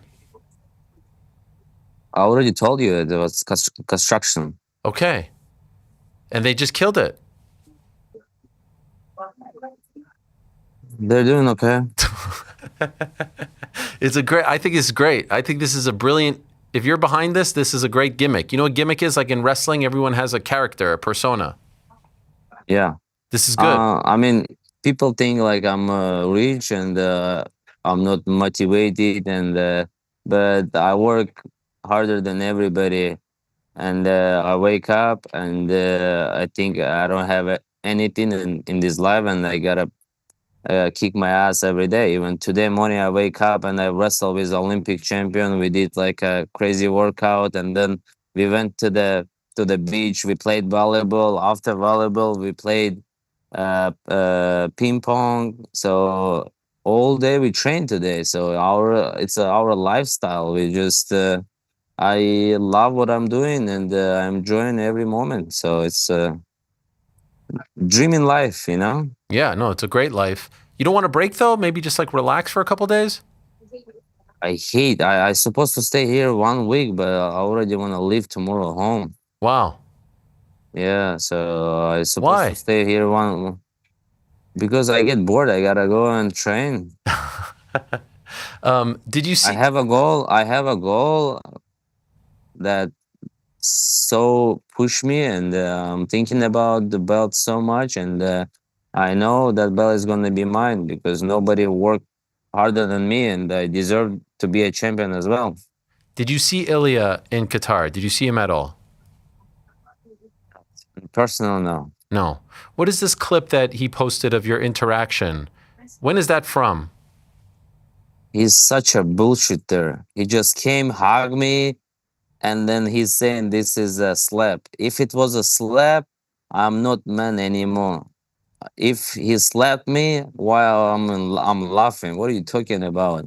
I could kill him there right away. Like, where is that, at the PI? Nothing is no for us. If someone slap you, if he didn't do anything, you're not man. You're bullshit. You're zero in this life. You know. You gotta forget about you're UFC fighter, or you're working, or you can get to the jail. You gotta slap it back and like just I mean, I don't want to talk about that, bitch. How long ago was that? Because you look much different. You're much younger there. Your hair is different. Your beard. So this is a couple of years ago. Oh no! It was in June in the backup. I was in backup, and he came say, "Hi, bro. How are you? You know, this media thing is just for the media. Hug me." And then like he started like talking shit after that. I said, "Bro, like you're such a fake guy. And the person, like you're like behaving like a good friend, you know, not friend, like a good guy, and like on the Twitter you're starting like talking shit." I said, "Okay, I'm not fake like you." He's in the live one person, in the social media another person. I don't want to be fake. I'm real. Like if I want to say something to you, I'll say the same thing, you know. Do you have any idea what's going on with him right now? He hasn't fought since June, and we don't know, you know, Charles has fought. He's trying to find easy fight and to defend that belt and go up. And UFC trying to make him to be a superstar and defend the title, because right now he cannot go up to the 170 because he didn't defend the title. Why he gotta go 170? You gotta prove that you're real champion. Oh, did we lose him there? Oh no. We'll connect with him in a moment there, but Arman is cooking right now. Arman's cooking with Gaz, with Crisco, or is it Cisco? No, I think it's Crisco. We were talking about the slam. We could show this now. We have the video of his dad, Arman's dad, legendary character. Look at him slam. Here, he picks up Arman. That's it. He picks up Arman. Look how happy he is. Beautiful stuff. Now watch him slam Pahumpa. Look at this. Look at this. Nice little hug. Ooh. This is amazing. Shout out to Sayad who took that. That was incredible. Pops is agile. Yo. He can move. Next, he's gonna slam Hamza right here. He's about to slam him. He's like, no, maybe not. Pahumpa was in the mix because he's in Kyoji's corner. He's Pantoja's guy. Kyoji calling out Pantoja. He's kind of off into the corner, smiling. I asked Dan Lambert, hey, how do you feel about two of your guys now kind of in the same weight class, and one of them just called out the other? And he was like, we knew that was going to happen. He's a competitor. We'll see what, goes down. Obviously, Pantoja has to fight Joshua Van. But he said that this was the first fight that Pahumpa was in Kyoji's corner, and he called him the evil boss. Like, he wanted to have his future opponent's head coach in his corner. Just, keep your enemies, friends closer type of vibe. I thought it was brilliant. I loved it. Just had a couple more questions for Arman, but man, he is not having any of this Paddy Pimblett stuff. What about that watch there, GC? What do you say? 500 bills? There's a lot, man. Some kind of Richard Mille. Richard Mille? Yeah, Richard Mille.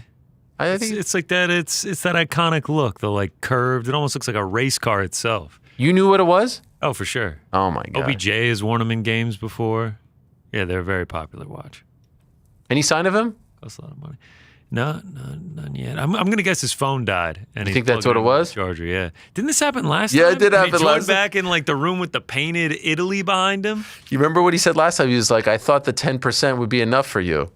I would imagine the same thing happened here, yeah. Oh man, there's just something about his delivery that I find very funny.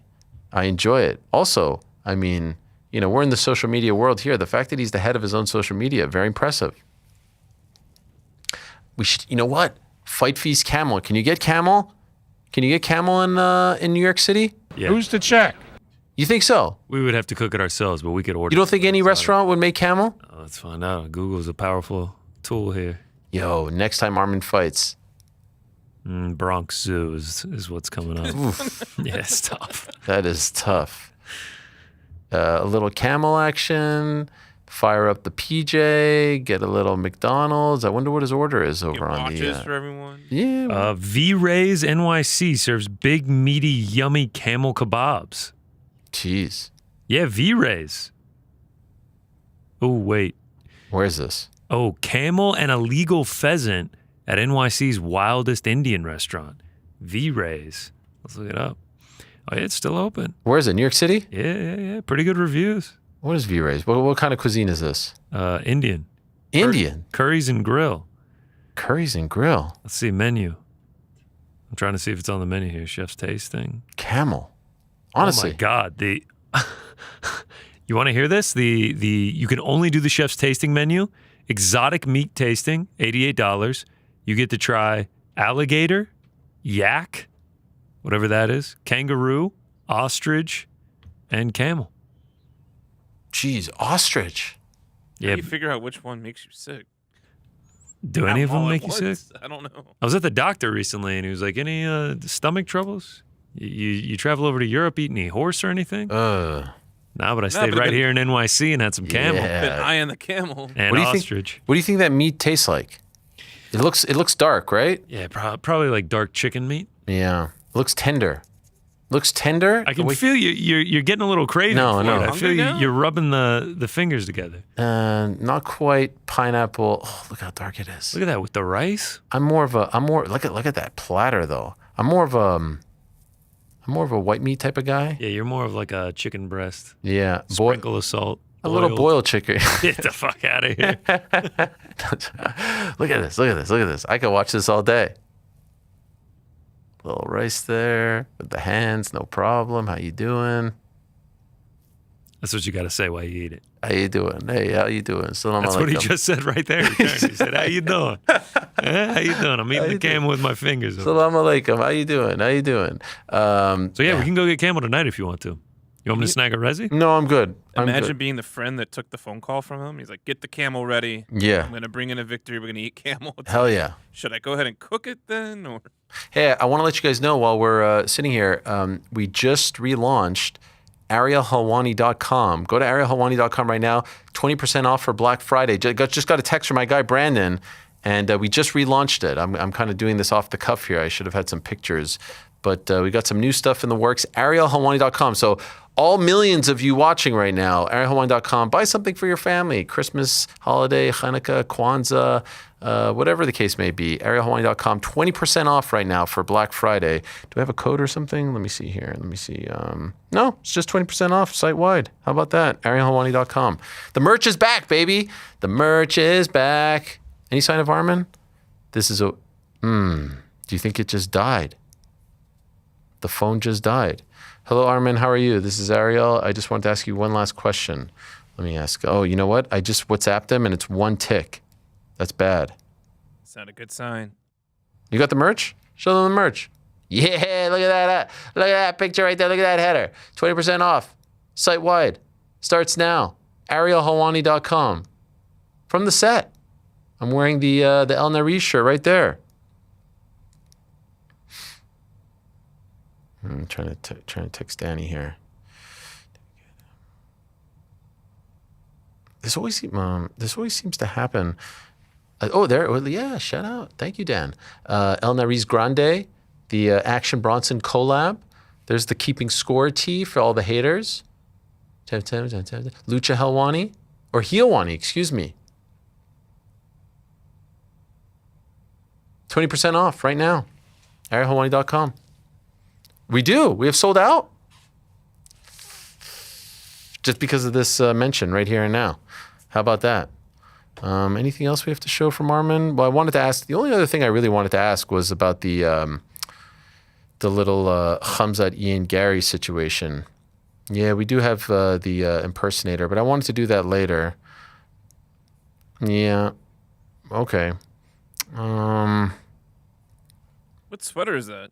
This is a Champion sweater. Shout out to our friends over at Champion. It was very cold today, and I didn't feel like taking it off. Do you like it? I love it. Bit of a different look? That's what I was getting at. Like, seems more homey. Yeah, cozy, holiday season. We got the Thanksgiving motif here.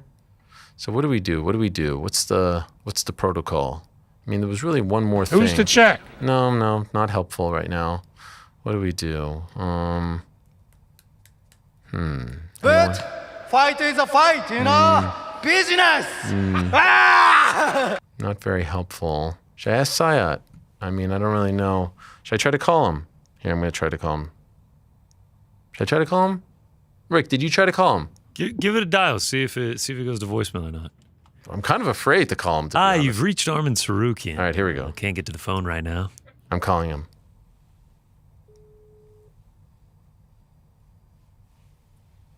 Second. Oh. It's like that long distance tone, you know? Dial tone. Overseas. I think his phone died. You think he'll come back later, or do you think we lost him? Any guidance, guys? Any Here's to thoughts? hoping that he'll come back. And Okay. We'll let you know if he does. All right. Rick, you handle that one. Maybe ask Danny? Yeah, I'll talk to Danny. All right. Okay, so we'll reconnect with him. For now, though, let's move along to our next guest. Massive couple of weeks for him. Holy smokes, what a stretch. We thought on the 14th of November, we thought that we were going to get Jake Paul versus Tank Davis on Netflix. That did not happen, of course. And then shortly thereafter, actually a week ago, last Monday, we found out early morning that it's going to be Jake Paul versus Anthony Joshua. A lot of people thought it was nonsense, that it was BS. And then there we are on a Friday afternoon in Miami, and there they are, and we get the face-off, and the fight is happening on the 19th of December, live and exclusively on Netflix. It's actually happening. He's going up against the former two-time unified heavyweight champion of the world, the Olympic gold medalist from the 2012 Games, by far the toughest and most challenging and most accomplished opponent that he's ever faced. And talking about Jake Paul, it's going down. AJ versus Jake Paul versus AJ, and the man who put it all together is the co-founder of Most Valuable Promotions, the CEO of the promotion as well, the one and only Nakisa Bidarian is kind enough to join us on this Monday afternoon. There he is. Hello, Nakisa. How are you? I'm good, Ariel. How are you? I'm doing great. Great to talk to you. Congratulations on getting this done. I actually want to start like 10 or so days ago. Ultimately, let's put Tank Davis to bed, okay? Ultimately, can you tell us from your perspective, from MVP's perspective, why did you pull the plug on that fight? Pretty simple. When we made a decision to fight Gervonta, obviously knew of his past, the challenges that he'd had, and this massive platform that we were giving him. Our hope, our belief was that the world was going to see a more mature Tank Davis, give him the opportunity to show people that you can't judge the past, look at the present. And when the present kind of started to reflect the past, that was a very easy decision for ourselves and Netflix to cancel that fight. What do you say to the people who say part of the reason why you canceled it was due to the ticket sales? I could tell you unequivocally, not once was that discussed at any level. We're partners with Netflix, the biggest media company in the world. It takes a lot for them to ingest a live piece of content into their system. To make a decision of that magnitude would never be driven by ticket sales. If somebody says, oh, it must have been ticket sales, they're obviously not operating at the largest level. No promoter, no sports media IP drives the majority of their revenue from ticket sales. It's driven by the media rights revenue. So it was never contemplated. And we felt very good about where ticket sales were. We had reduced prices right around the time that we decided to not do the event. Miami is a late buying crowd. Anyone who lives in Miami can attest to, even in the days of LeBron James, it would be quiet until the third quarter. So we felt positive about the ticket sales. There was no discussion at any level around ticket sales aren't going great. Let's use this opportunity to cancel the event. Okay, so once you make that decision, Netflix is on board. Jake, and you obviously want to try to fight by the end of the year. What's the game plan there? Who are you reaching out to? And ultimately, how do we get to AJ? I think, look, the number one driver of why we wanted to have an event in 2025 was not about Jake, was not about Netflix, was not about me or MVP, Jake and I. It was around all the other fighters. It was around the teams of Jake, the teams on MVP side, everyone who was looking forward to having this massive event in Q4 of 2025. So that's number one. Number two, we had multiple discussions with Netflix to see a list of opponents that they were in favor of, talk to Jake about what he was willing to do. And, Jake Paul being Jake Paul, he wanted to focus on the biggest, baddest names possible. That included Terrence Crawford. That included Ryan Garcia. That included Tommy Fury. That included Anthony Joshua. And we probably had, 30 or 40 names that we kind of reviewed. And I will say at least 12 or 13 names that agreed to do the fight. Some within the 2-week period, actually. But from a Netflix perspective, they were very keen on Joshua. They were interested on Crawford. They were interested in Ryan Garcia as potential opponents for Jake Paul. They were interested in Tommy Fury at some level as well.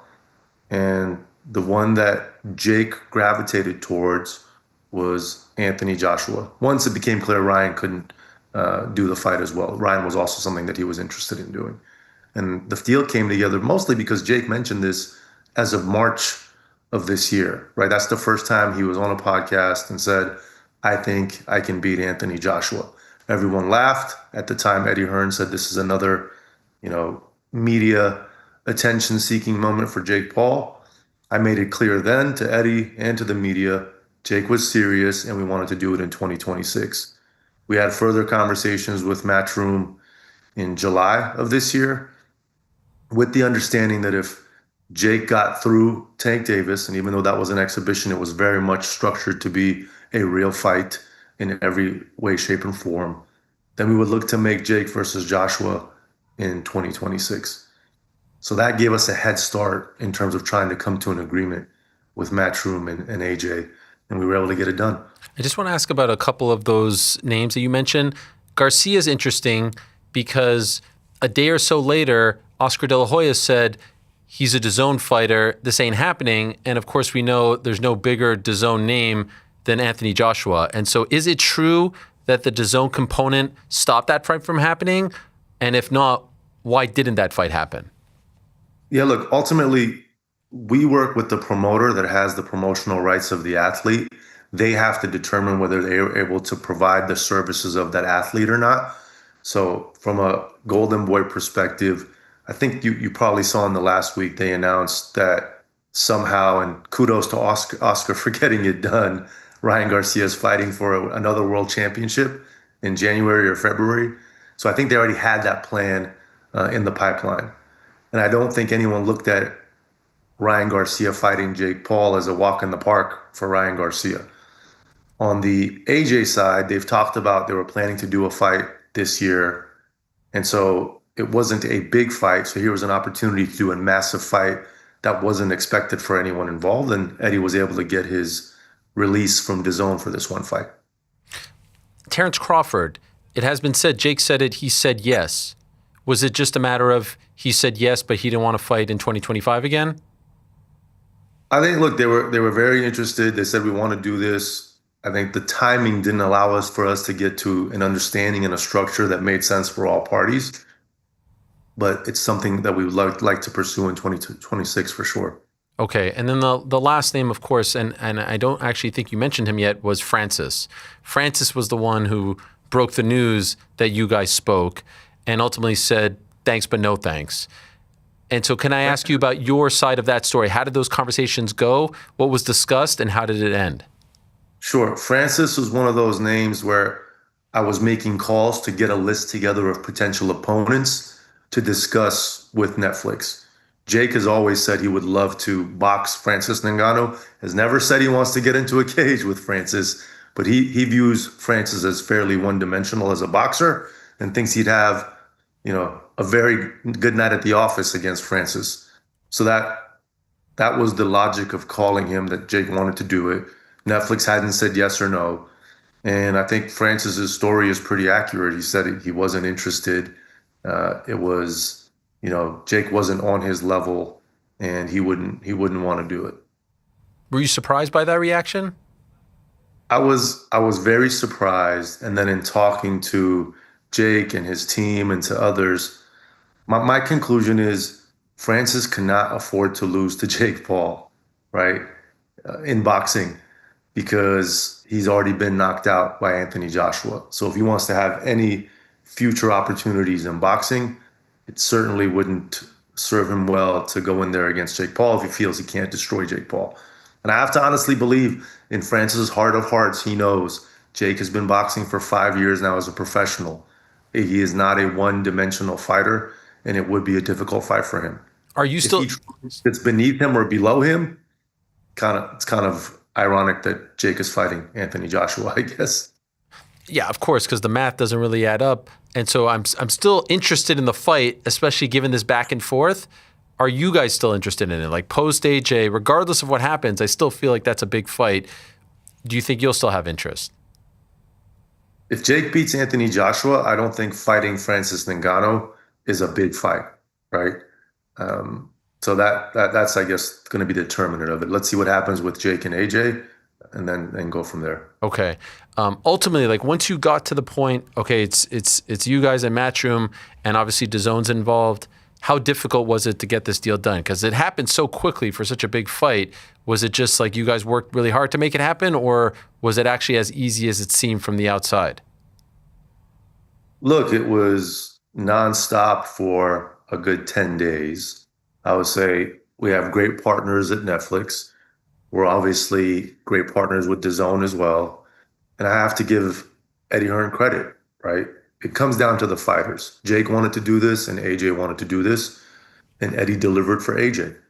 If AJ had said, hey, I'm not interested, or maybe I need more money, that might have caused hurdles. But once there was an alignment between the two fighters that, yes, we'll do this now, I think I got to give the props to Eddie Hearn. He delivered. We gave him our offer, a certain amount of money, and he was able to make it happen. Do you have any idea how significant this offer is for AJ? Like, do you think this is the most he's ever made in a fight?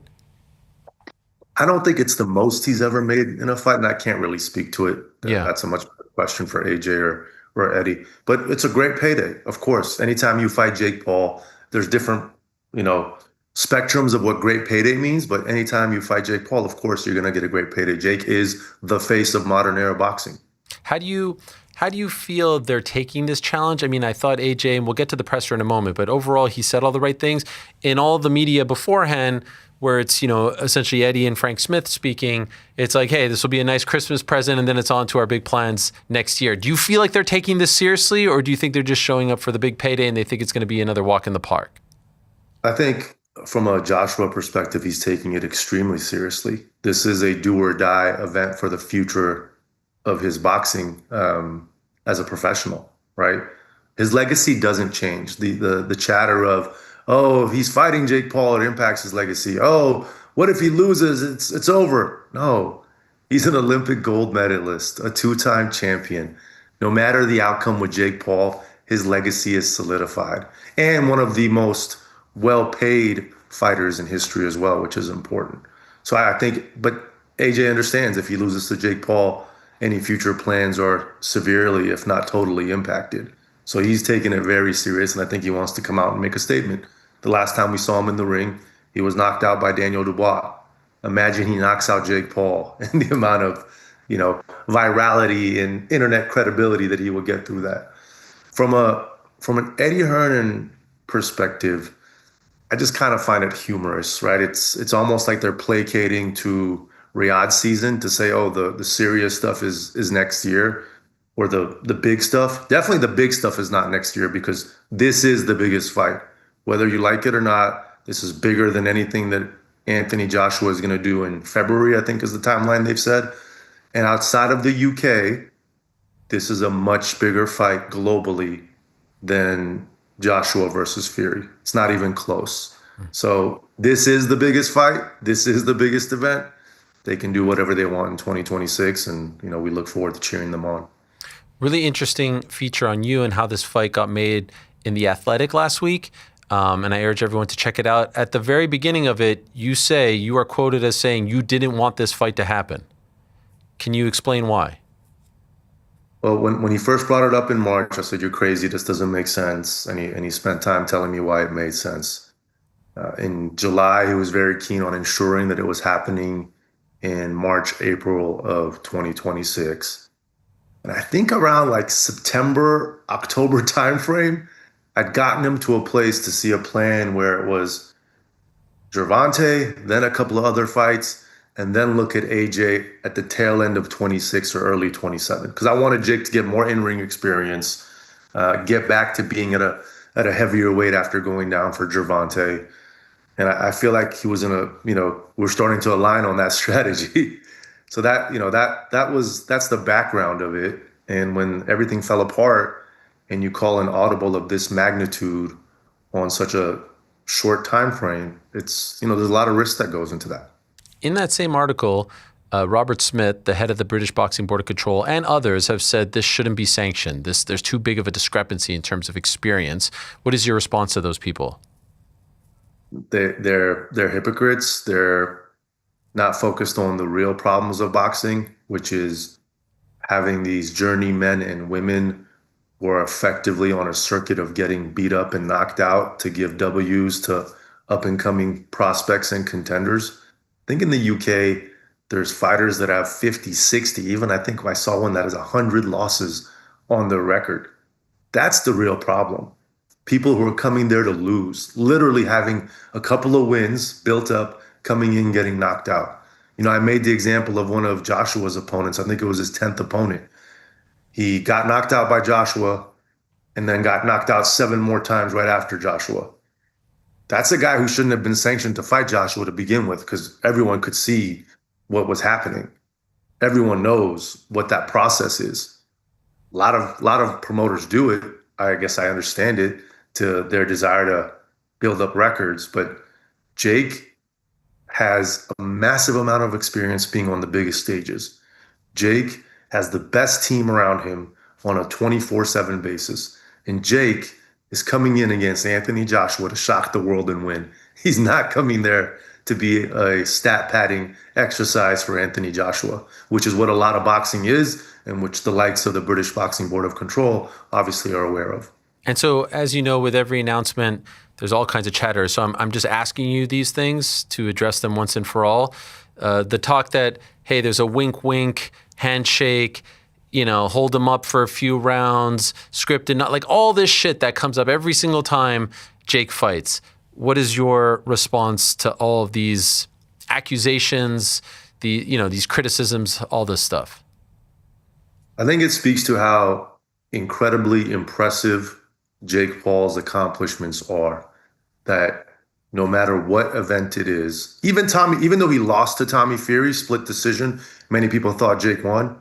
Even that one maybe was scripted, people would say, right? If you remember, my dear friend Mike Perry put out a script of how that fight was going to go and how Jake was going to beat Tommy Fury. And for people to say that these fighters are taking paydays, I guess Tommy Fury must be the one true noble athlete in the world, as you can see by the conduct of his father, John Fury, that didn't take the massive payday to follow a script. The reality is it's absolutely ridiculous. It's illegal. It's a federal crime. In Jake's 13 fights to date, the only time there has ever been any variation of true professional boxing with the highest level of integrity is when he fought Mike Tyson. And that's when we agreed to 2-minute rounds instead of 3 for the benefit of Mike Tyson. And we agreed to 14-ounce gloves instead of 10 for the benefit of Mike Tyson. And both of those were clear, public, and we got the commission to agree to still make it a professional fight, which meant they could go at it 100% and it would show up on their records. And that's it. And so to be clear, nothing of that sort going into this fight? Absolutely not, 100%. Categorically not. A week or a little over a week ago after the UFC MSG card, Dana White was asked about this fight. And he essentially said off the top, wasn't aware of it, but yeah, I'll watch that one. And I think I and the rest of the world want to see Jake get obliterated. I'm paraphrasing here. I'm sure you saw the clip. What did you make of it from Dana?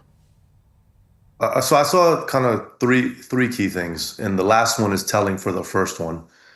So the first thing I think he said was he wasn't aware of it. The second thing he said was a bad idea. And the third thing he said was, yeah, I'll watch it because everyone wants to see what's going to happen, and it's finally going to happen. So to be clear, there's obviously a clear distaste for Jake Paul when you're talking about, I want to see him get knocked out. But that's been well known, and I understand the dynamic that's been built over time. To say I wasn't aware of it is a blatant lie. Dana lies, on a frequent basis, so it doesn't surprise me. But I know for a fact TKO was aware of this event, of the discussions, of the conclusion, and that it was going to be announced. So that's a blatant lie. How do you know, by the way? I know people at TKO at various levels. It was a blatant lie. Okay. And to say, he's not Dana White pays attention to every single thing that Jake Paul does, whether he wants to admit it or not. He pays attention to it so much that there's fighters out there who have guidance from the UFC that, hey, if you fight with MVP or if you fight Jake Paul, you're not welcome here anymore. You can't come back and use the Performance Center, or you won't be considered for future fights. That's the reality of how deeply,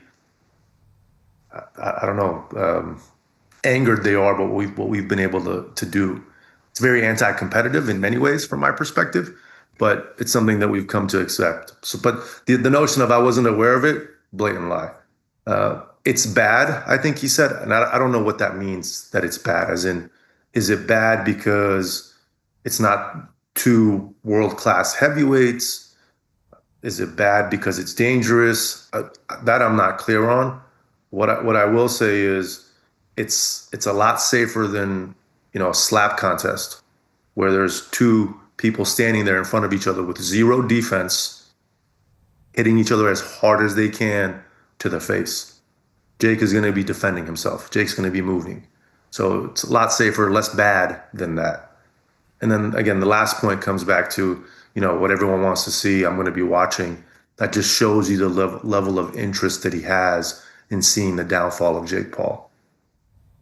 By the way, as an aside, since we're talking about him and also we spoke about Francis, last week on the Andrew Schultz show, Dana talked about an incident between him and Francis around the time that Francis fought Alistair Overeem and then fought Stipe for the first time in Boston for the belt. So about like 8 or so years ago. This is when you were at the company, and I'm just curious, rare to speak to someone who was there at the time. Did you know about this? Have you heard of this? Is there any validity to it?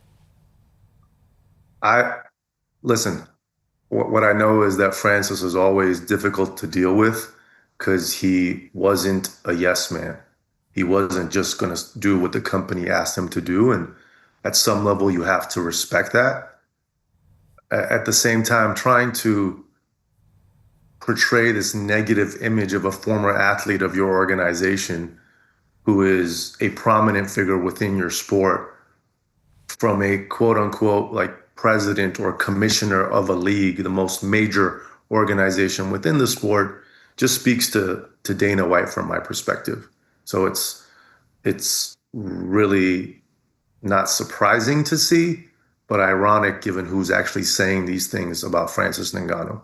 Look in the mirror first, determine who you are before you start to talk so negatively about people that are fighters within the sport that you oversee effectively. Mm-hmm. All right, let's get to the presser.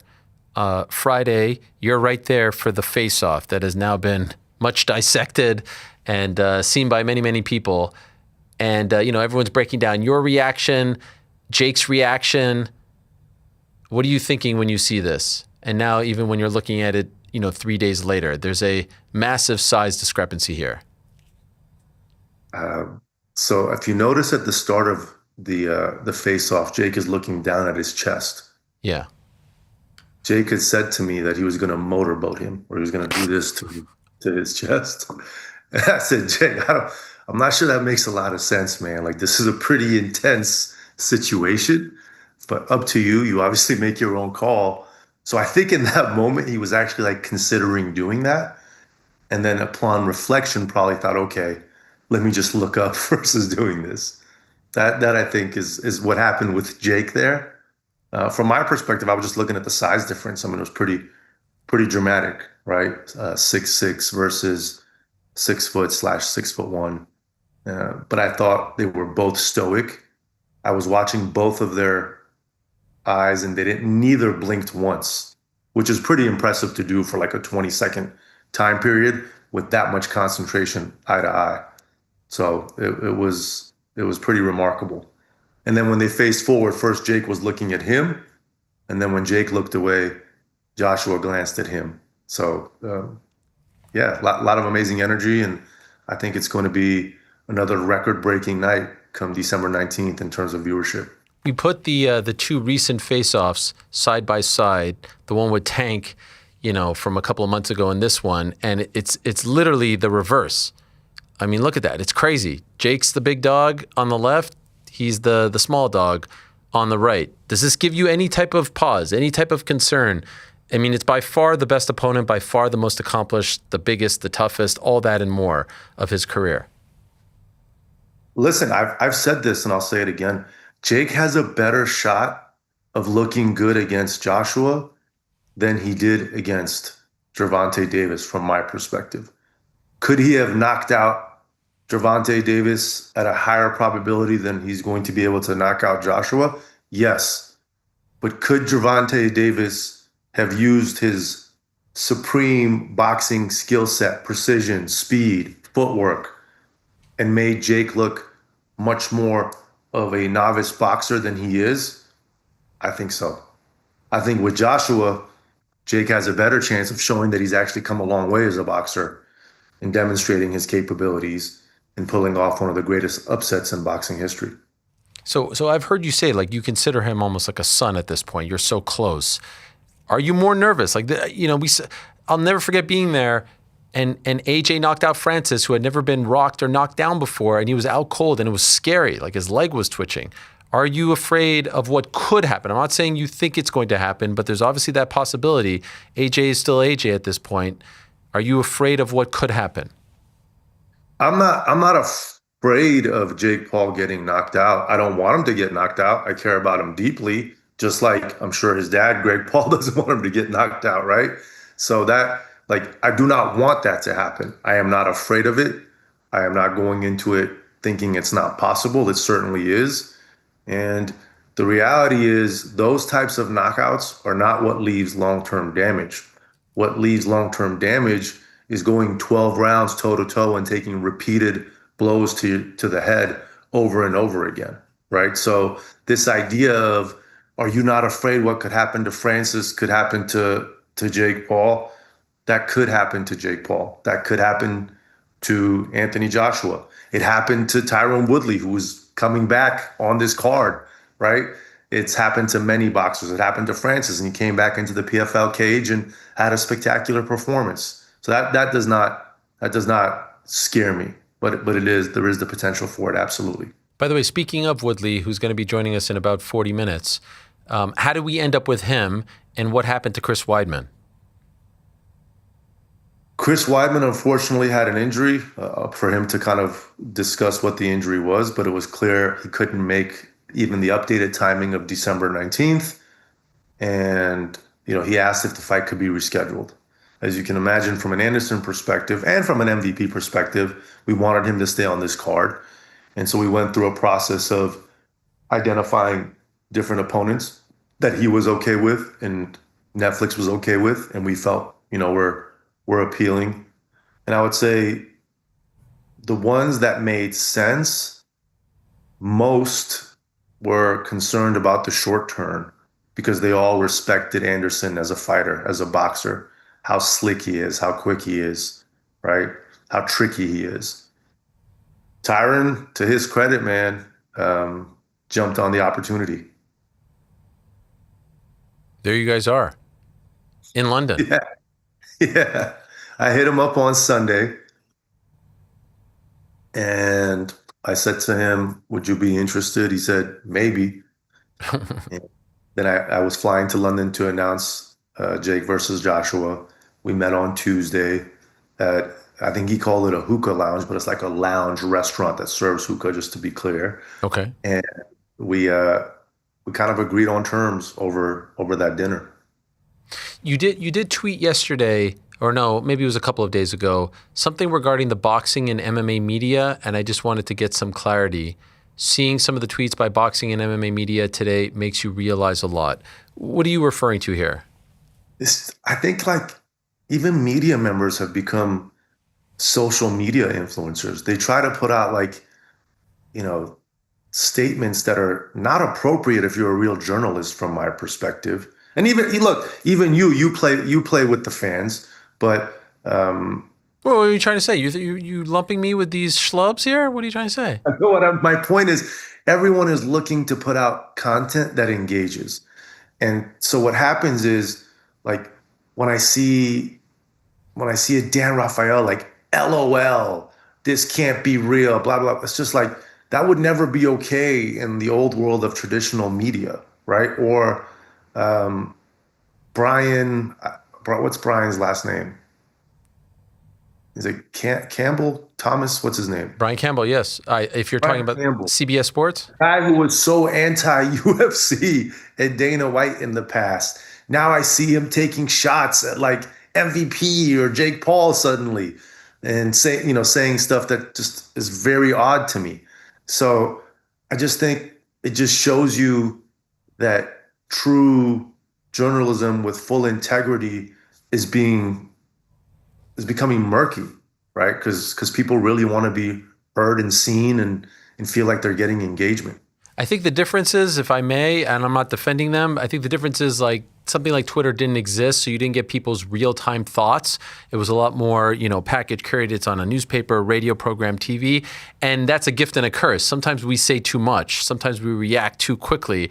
I wish, I could take a couple of them back as well. And so I think that there's no filter anymore. You can literally go on your phone and tweet something and 1 million people see it. That didn't exist 10, 15 years ago. And when it comes from a journalist, it can be viewed, it could be deciphered in a different kind of way. So I think that's a great way. There is no filter, and it is the responsibility. Yeah, responsibility is the right word. Journalists to filter themselves. 100%. Yeah, there's no editor for your tweets. I want to let you go in a moment, but I did want to ask, because I got into a bit of a spirited discussion with Lou DiBella about 3 or so weeks ago on my program regarding the 3-minute rounds, and I asked him why are you so? I mean, this is another guy on Twitter, with all due respect to Lou, very critical of this fight and of a lot of Jake Paul comings and goings. But in this particular case, he's talking about the 3-minute rounds, and he's getting fired up and obviously I know about the history with Amanda Serrano. I know about the history with Shanika Johnson, and I don't know if it's coming from a place of, personal business dealings or if he truly feels this way. Did you happen to see the stuff that he said regarding the 3 minutes, saying that it's virtue signaling, basically saying that he called it a civil rights movement and said it was all nonsense, that women shouldn't be fighting 3-minute rounds?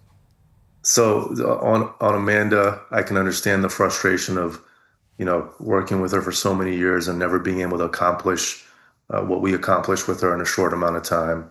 On Shanika Johnson, Lou DiBella still has a financial interest in her.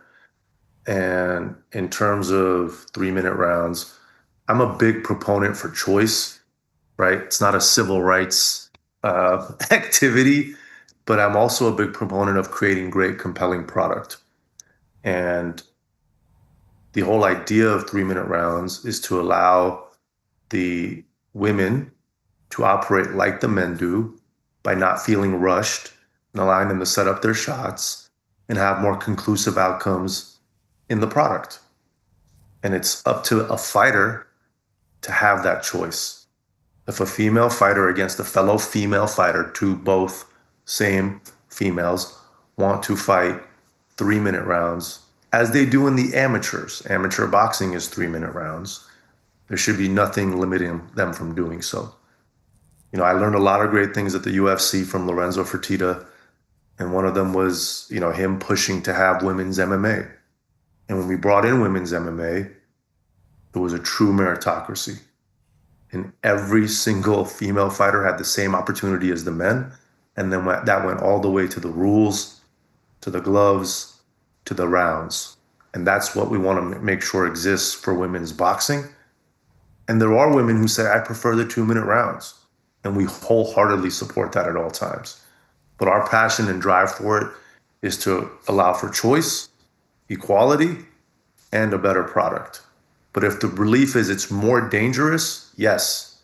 Every sport is more dangerous the longer you play it. And if we're really looking for safety for the sport, then there should be a push to make men's fights 10 2-minute rounds as well, because that will certainly reduce the amount of injuries that occur within men's boxing. Final prediction, December 19th. What are we going with? Biggest event of 2025, Jake Paul by decision. Okay, wow. What a scene. And then, of course, everyone will say that, he carried him and then it's like he's damned if he does, damned if he doesn't, right? Like, it's like he won't get the credit. That's the crazy thing. My take is, unless he gets obliterated in a round, no one's going to want to accept the result. And that's ultimately I think Joshua said it well, right? Like, Jake is not Francis Ngannou. You have to remember that. Francis Ngannou is not a boxer. He even started MMA later in life, as you know better than I do, Ariel. Yes. But he's not a boxer. So Jake is going to be more elusive. He's not going to come straight forward looking to exchange with Anthony Joshua head on. And so, I fully expect it to go better than it did with Francis Ngannou. Absolutely. Can't wait. Feels infinitely bigger. I thought AJ was phenomenal on Friday, way more engaged and into it than Tank was a couple of months ago. Thought the moderator of the presser was way better. I mean, like everything. It was just kidding. I'm just kidding. Looking forward to it. Friday, December 19th. Yeah, that's right. It'll be an unbelievable night. The co-main with Alicia and Layla, 2 women to that 3-minute round point, doing 12 threes, sorry, is going to be a true back and forth fight from my perspective. And you have Anderson Silva and Tyron Woodley, 2 MMA goats that both have fought Jake Paul, obviously, but I think they'll put on an amazing fight as well. And I know you're talking to Tyron today. Looking forward to that. Thank you, Nakisa. All the best. Good luck in this sprint to December 19th, less than a month away, believe it or not. So looking forward to it very much and appreciate the time. Thank you. Have a great one. There he is, Nakisa Bidarian, the co-founder of Most Valuable Promotions, CEO as well of the company, December 19th. And yes, there I was at the press conference on Friday. Beautiful Miami, Florida. I hate Miami sports teams, but golly, do I love Miami. What a place. What a place. Nice little arena as well. And AJ was just phenomenal. I mean, the aura, emanating off that guy, as the kids like to say. He's built like a Greek god, chiseled. I think we can update it to you like to say. I like to say, the kids like to say. I mean, listen, I'm not trying to D1 glaze, but I just want to give the guy his props. We had a nice little back and forth, AJ and I did, because out of the blue, he hit me with the Uno card, the reverse card, and he asked me for my thoughts. And look, I'm here as a broadcaster. I can't weigh in on the proceedings. I thought I held my own. Maybe not. Anyway, take a look. Here it is. What do you think? What do I think? Yeah. You're asking my opinion? Of course. No one cares about my opinion. We care. You're on the podcast talking about your opinion all day. That is true. Please check it out. It's called the Ariel Helwani Show on Uncrowned. I can't believe that we are standing here, honestly. Yeah. I give him all the credit in the world. Oh, you don't give me no credit? Well, no. I'm going all the credit in the world. And I've been one of your biggest supporters and backers. I think you are disrespected and mistreated in the UK. Why do you always focus on the negative? They're always, because they focus on the negative, and I think don't focus on the negative, people. Trust for me. taking this and not subscribing to the notion that there's people out there that give me credit. Okay, we focus on those people. You are one of the greatest heavyweights of all time. You're one of the faces of boxing, not just UK boxing. You have sold out multiple stadiums. Your win over Vladimir Klitschko is one of the all-time great moments. You're an Olympic gold medalist. The fact that you are taking this challenge and not saying that you are above the challenge. No, I'm not above the challenge. I've got to work hard. Says a lot about you. Yeah, that's what I've got to work hard. I've got to keep my head down. I got 4 weeks. I got to put the work in. I'm not here to announce myself to the public. I got to come in under the radar, do the promotional agreements that I've signed up to do.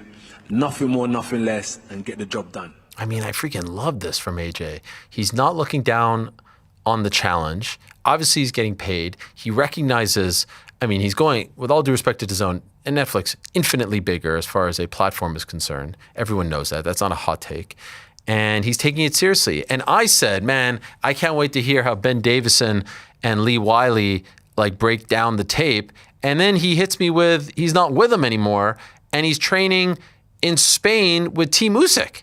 Who saw that coming? I mean, breaking a little news at these pressers as well. I thought he was in great form. Do you guys think I did pretty well up there? I thought that was a very tough spot, and you did well. I mean, AJ asked for how you felt, but then he really did, as you're kind of explaining it, he's throwing you a new thing to react to. Yeah. He's like, don't focus on the negative. Meanwhile, you're trying to get to a larger point. And then he's like, oh, yeah. Not too big for the challenge, but you did very well. Can I say something about that? I got a DM. By the way, did you change your shirt, Connor? I'm not gonna lie, it's cold back here, man. Yeah, I didn't throw on a little jacket. I didn't realize you were... Yeah. Normally everyone's always like, "Oh, it's so cold." I'm like, "Nah, I'm fine." Today it's that a little cold? chilly. Listen, maybe I'm coming down with some Thanksgiving week tradition. Oh no! Strapped last year. Who knows? That's why I'm wearing this. It was cold in here too. That's fucking illegal. I had a journalist from Europe. I don't even think he's from the UK, but he's from that part of the world. Hit me with some DMs afterwards being like, how dare you suggest that we've been unfair to Anthony Joshua? Name names. If you're going to do that, name names. I'm like, what? You want me to start rifling off names? And to say that, to say that the British public has treated and covered AJ the same way in which they do Tyson Fury, when Tyson Fury, and I actually want to give PT credit for this because we were talking about it afterwards because I wanted to take his temperature as well. PT put it wonderfully, and he said something to the effect of when Tyson Fury had his issues, they called it a mental health crisis. When AJ broke down after the Usyk fight, they said he was soft, he was weak, that he was mentally broken. It was completely different, just that particular case alone. I remember after that second Usyk fight, I mean, they said that he was done. The way in which they kicked him while he was down. And the reason why I brought up the Jude Bellingham story that's transpiring in the UK is I think that there are a lot of similarities by the way in which Jude Bellingham is treated by the media over there and fans, and the way in which AJ has been covered and treated by the media over there and some fans. And so I don't think that that was an out-of-bounds statement. I don't think that that was an out-of-bounds sentiment. And I remember when I went to the UK after the Usyk fight, I was there to cover Clash at the Castle in Wales for BT at the time. And I remember doing some interviews, and I remember saying that I don't think that the UK media has treated and covered Anthony Joshua fairly. Do they have to be do they have to be sycophants? No. Do they have to be fanboys? No. Do they have to never criticize him? No. But I think that he gets he gets dealt with a different kind of pair of gloves than other fighters get dealt with. And so I was curious to hear what he thought about the Jude Bellingham story. He said he didn't know much about it, said some nice words. I thought it was a very fair question. They're both from the same country. They both dealt with a lot of public and media scrutiny. But I think that to say, and I like the way he's responding to that, being like, forget them. There are a lot of people who support me and back me, and that's the way in which he should feel. I definitely feel like, for the most part, the UK press and media want to say this guy. Look at Gareth. Gareth comes on the show, and the first thing he says is, this is a stain on his legacy. The first thing, not the result would be, not a loss would be, just him taking the fight as a stain on his legacy. What? How? Based on what? Based on the platform he's fighting on or the payday that he's getting? Like, I just think that for whatever reason, they treat him differently. I don't know what it is. But anyway, I thought that he was in an unbelievable mood. He seemed very happy to be there. Seemed like he had missed the fight game. Seemed really excited. Said that he was going to fight on the Riyadh card this past weekend in an 8 or 10 rounder against a guy, I think his name is Cassius Kane, who was in Jake's camp, who Jake said he injured or knocked out or something. And so, like, what would you choose? Would you choose an 8-rounder at 5 o'clock in the morning on DAZN pay-per-view, or would you choose an 8-rounder against Jake Paul in Miami, just his second fight in America, by the way? Second time fighting in America, first time was Andy Ruiz in 2019 on the biggest platform in the world. I mean, it's the biggest no-brainer of all time. I know, you definitely take that Cassius, whatever his name is, fight. Yeah. For sure. By the way, you should respect that guy's wishes. Say his name. Like, he's asking for names. Would his name have come to mind if you were Get rifling this off journalist names? name out there. This guy, no. That's all I needed to know. No, and you know what? I even want to make sure, because this guy was like, we've treated him fairly, and who are you talking about? And yeah, it was like, I'm like, throwing the zest in there. I was like, The shoulders are wild. yo, I was like, what are you talking about, man? Name names. Name them. How dare you? Name this guy. I'm like, what? You want me to like pull out a piece of paper? You want me to be like, okay? And By the so, way- and look, I don't like when people go the MMA media, but I think the UK based media, let me be very clear, just so you know how pointed I'll get, have been very critical and unfairly covered this guy at times. And I feel like at times they have not treated him or covered him the same way in which they have other stars of their region over the course of the past 10 years. Is that clear enough for you? I think so. What were we going to say, Rick? No, that's clear. Okay. I agree. I wholly agree with you, by the way. It feels like a very obvious point. I don't even know if has anybody else other than this one person disagreed with it? Because it feels very obvious. It was weird that he was coming. I mean, I guess, kudos to you for not like publicly tweeting and going to the DMs, but it was very weird. He's like, name names next time. Like, what? Bro, Do it. I'm like, do it. I want you to do it. I'm riffing here, all Name right? names. I'm hosting the damn press conference. Chill. What'd you guys think of the presser? Like, did it make you more interested in the fight, less interested in the fight, Same. equally? The face-off was insane. Yeah. Like, I knew there was a size difference. When they were standing next to each other, I was like, damn, this is a massive disparity in size. It's like Andre the Giant. By the way, the dude that's bigger is the one that is more skilled and more experienced. Like, this is a tall task. No pun intended for Jake Paul. There's nothing that Jake or Anthony is going to say that's going to change anything about this fight for me. There's not a single thing they could say into a microphone. It's all about what we're seeing right here. Honestly, I feel it makes me feel more confident with the way that Anthony Joshua is acting, that he is going to win and he's probably going to knock him out early. Man. By the way, the fact that Nakisa said that he was considering motorboating him in that moment, like, it makes me view this entire face-off differently. I don't think Anthony Joshua would have appreciated that. No. But he did seem to be in good spirits. Not going to lie. I think he knows, much like Tank did, I think he knows he's joining the circus for a second. And that's okay.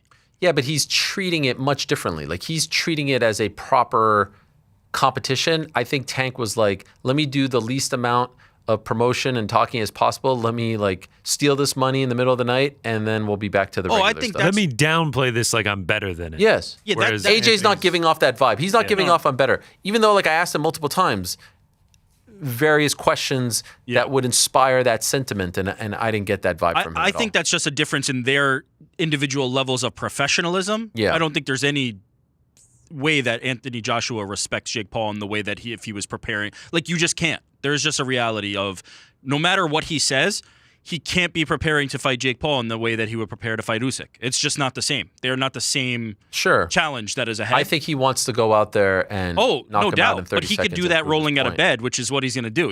He could roll out of bed that morning and Jake Paul's going to sleep. It's great. I don't know. Yeah. That's happening. The fact that he had a date on the books is big because, he had the elbow surgery. And so I was like, all right, does he have, he's always in shape. But does he have 3 weeks to prepare? No, he was ready to fight this past weekend, apparently. So this is just more time. Golly. I mean, let's see what happens. I have a lot of respect for Jake. He doesn't have to take this fight, obviously.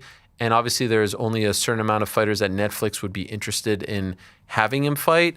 But this is, of all the names listed, obviously Terrence is an incredible fighter, pound for pound great, and Ryan's an incredible fighter. But in terms of the size and the power, no one as skilled and as freaking intense as AJ.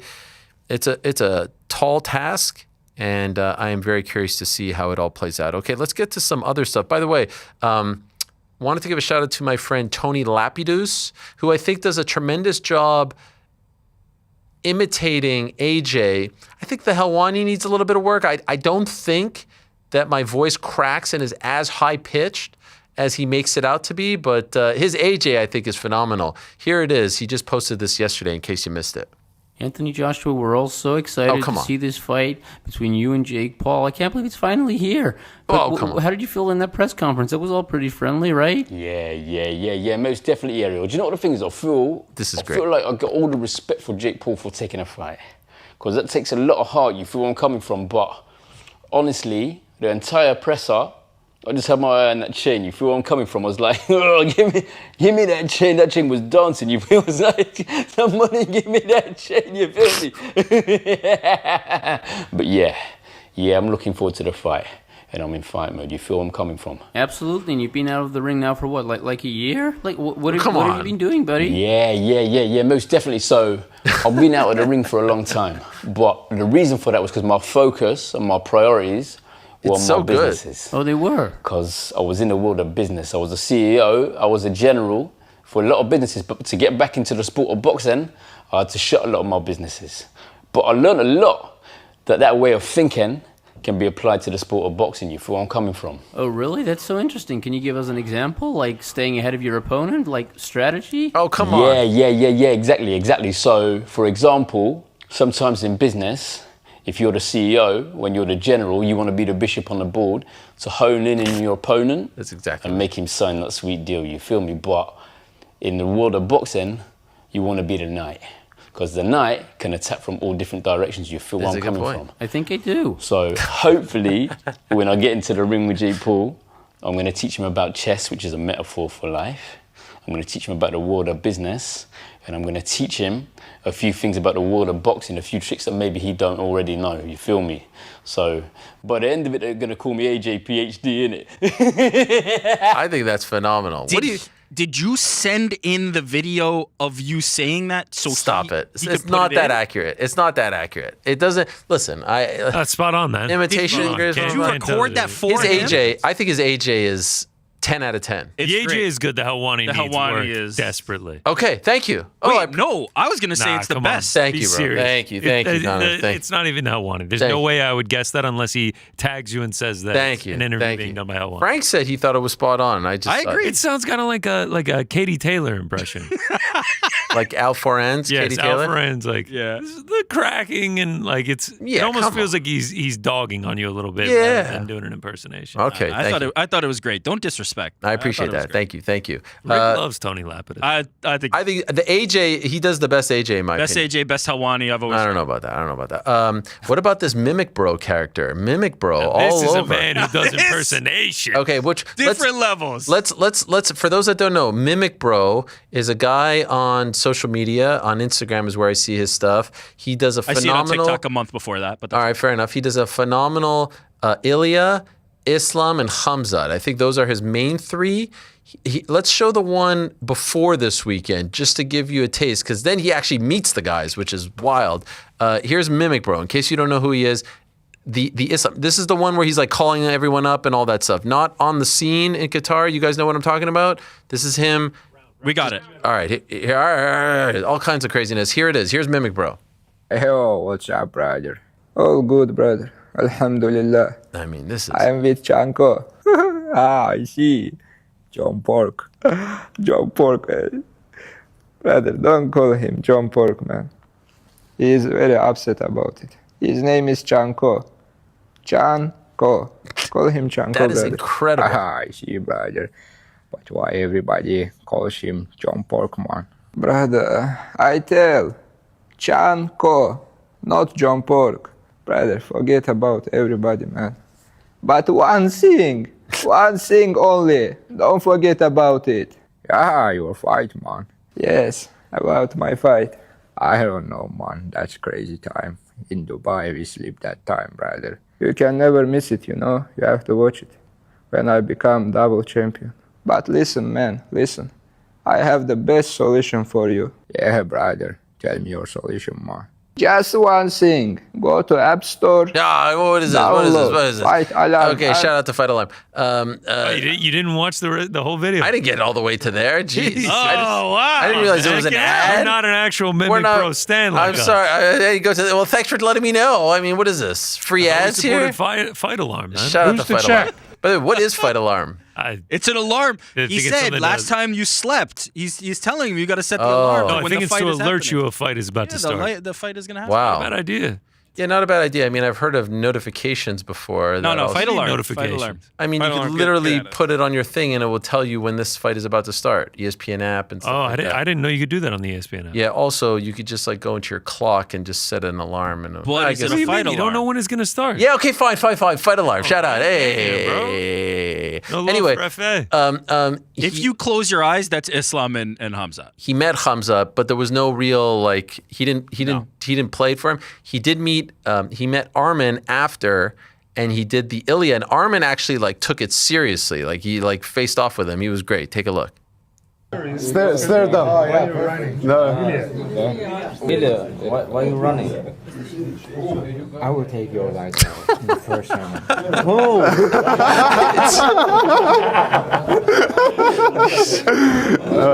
Brother, if you want, Arman, I love wrestling, send him 2-3 years Dagestan and forget. Incredible. No. By the way, there's that other guy that I see. He's giving out the Kazakhstani robes. Dean Muhammad. I need one of With those the belt. Kazakhstani robes with the belt. Those are fire. Hook us up. Fight Alarm, hook us up. Everyone, hook us up. And then he met Ilya and did the Ilya to him, and I think he might have done the Islam as well. Anyway, look at this interaction. How are you on? What's up, I'm guys? good. Fine, how are you? Take your lights out in the first round. Congrats, dude. Do you know who it is? Honestly, wait. Makes fun of every fighter. He can copy him exactly the same. Abi comes at. Yeah, man. Smash. I'm with my brother. He imitates Islam, Hamza, Ilya. He's recording. Yeah, brother. Today we smashed some guys. Now I'm with Ilya Topuria, brother, the machine, the real one. Man. That's actually crazy. So good. Actually, I will ask him what's your favorite submission, and I will submit him in front of Khabib.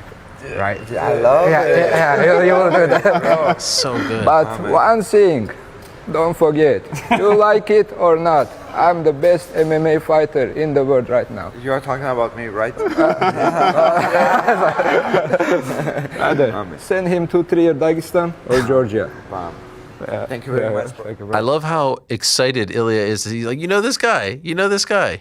Man, shout out to that guy. I don't know, what's his real name? Anyone know? Just know him as Mimic Bro. Yeah, I only know Mimic Bro. And the guy with him that gives it out, you know, he also the Kazakhstani robes. He also had he got the video of Dylan Danis getting pulled out from 322. Guy's been all over the place. Oh wow, damn! Shout out to him. Okay. Speaking of Hamza Chimaev, he did speak to media out there and said that he's not fighting until after Ramadan. Believe it or not, this is not good news. Here's the quote. I have a small operation on my foot. I'll be stepping away from training for a couple of weeks, heal my wound, so we'll prepare after Ramadan. Whoever they give me, I'll face. Now, that's via Adam Zubairev. he was speaking to. Ramadan 26. So, it ends end of March, or March 19th to be exact. So it's not too bad. That's actually not too bad. He wasn't going to fight in February. I wasn't really expecting him to see him back before that anyway. So not the worst thing. I mean, obviously it's not a serious injury. The arm seemed okay, and the push was intense, right?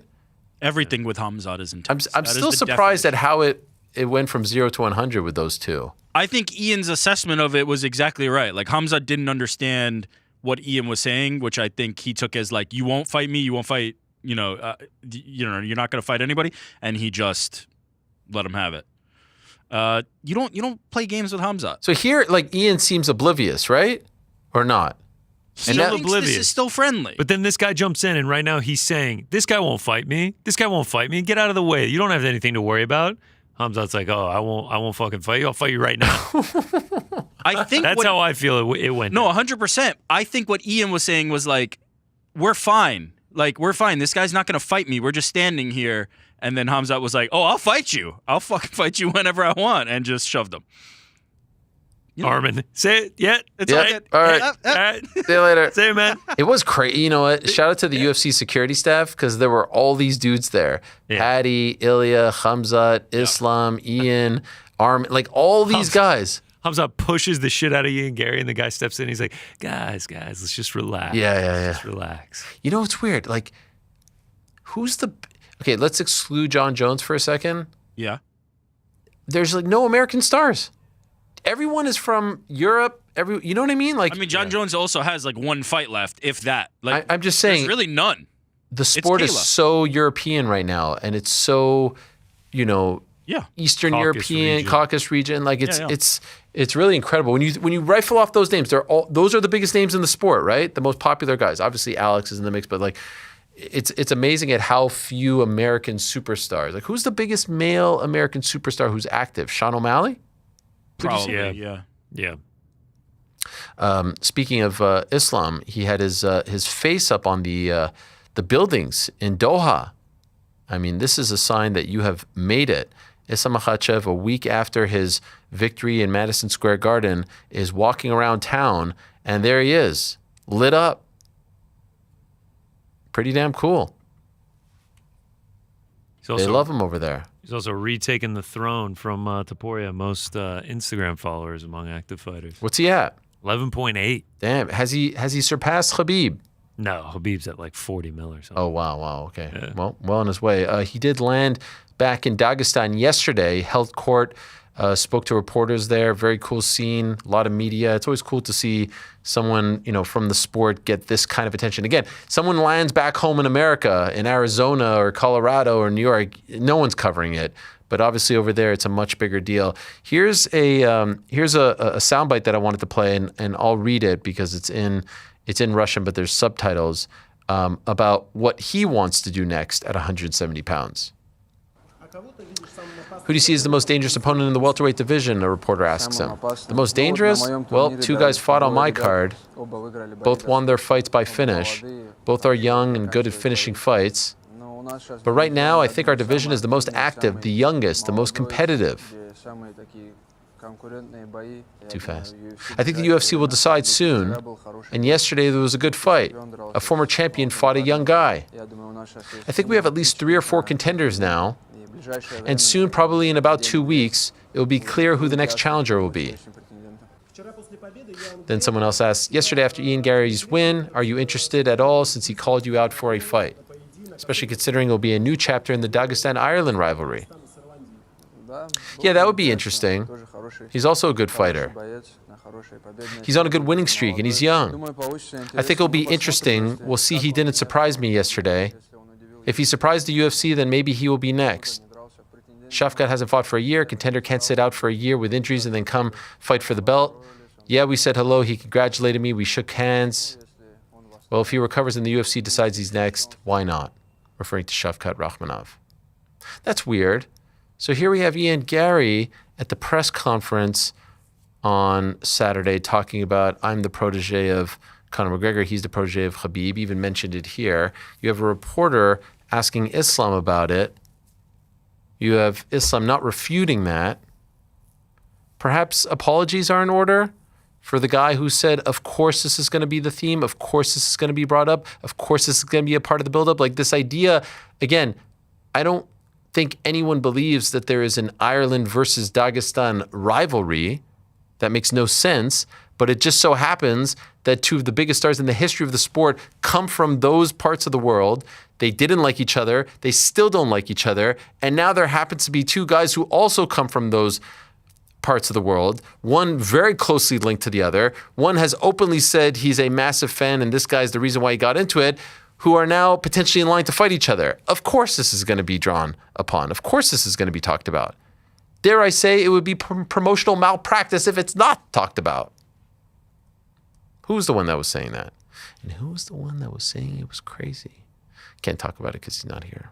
Love you, PT. Peace and love. Yeah, come on. He can't defend himself. No, he's going to text me. That's like victory lap number 3 you've taken today. He can't defend himself. Am I wrong? I need to go back and watch this clip. I don't even remember this being that heated. We had the text exchange, we had the post show, and then we had crazy. I know. I need to go back and watch it. I'm serious. I need to go back and watch it. PT goes crazy on PT's me. point. Paul PT's Hughes not here, but I'm going to try to play vessel for PT. So, the Paul Hughes, Usman Nurmagomedov being the newest chapter in it is insane. He goes crazy. Is insane. Okay, that's a stretch. Here's PT's point. Yeah, I think that he has always stood by, and I understand where he's coming from. The key to that rivalry is that the countries themselves don't care. Yeah. This is perfect. Thank you. So, in my home country of Ireland, we don't actually have a rivalry with Dagestan.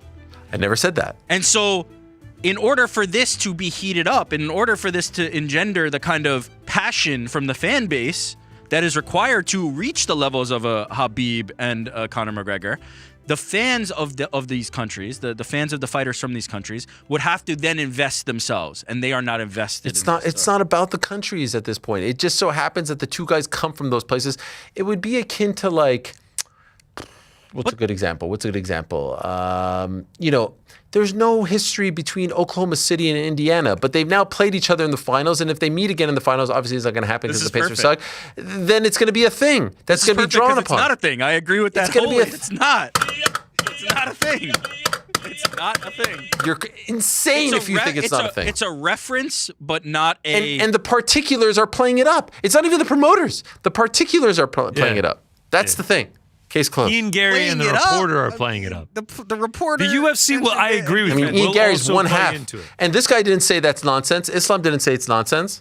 Right? You're taking somebody not shutting it down in the way that Pizzi does as an acknowledgement that it's a big thing, but it's not. Pizzi's watching Man United right now. He has no idea what we're talking about. Pizzi, I hope I did well representing you. Freak out about it. No. There is no rivalry. No. I love it. Well, guys, speaking of Conor McGregor, he resurfaced on Twitter yesterday. How about that? Hey, guys, I am back. I was blessed to meet the most forward-thinking doctors from Stanford University and undergo a series of treatments to address trauma. I traveled to Tijuana, Mexico, and underwent ibogaine, or is it ibogaine? Gain treatment at Ambio.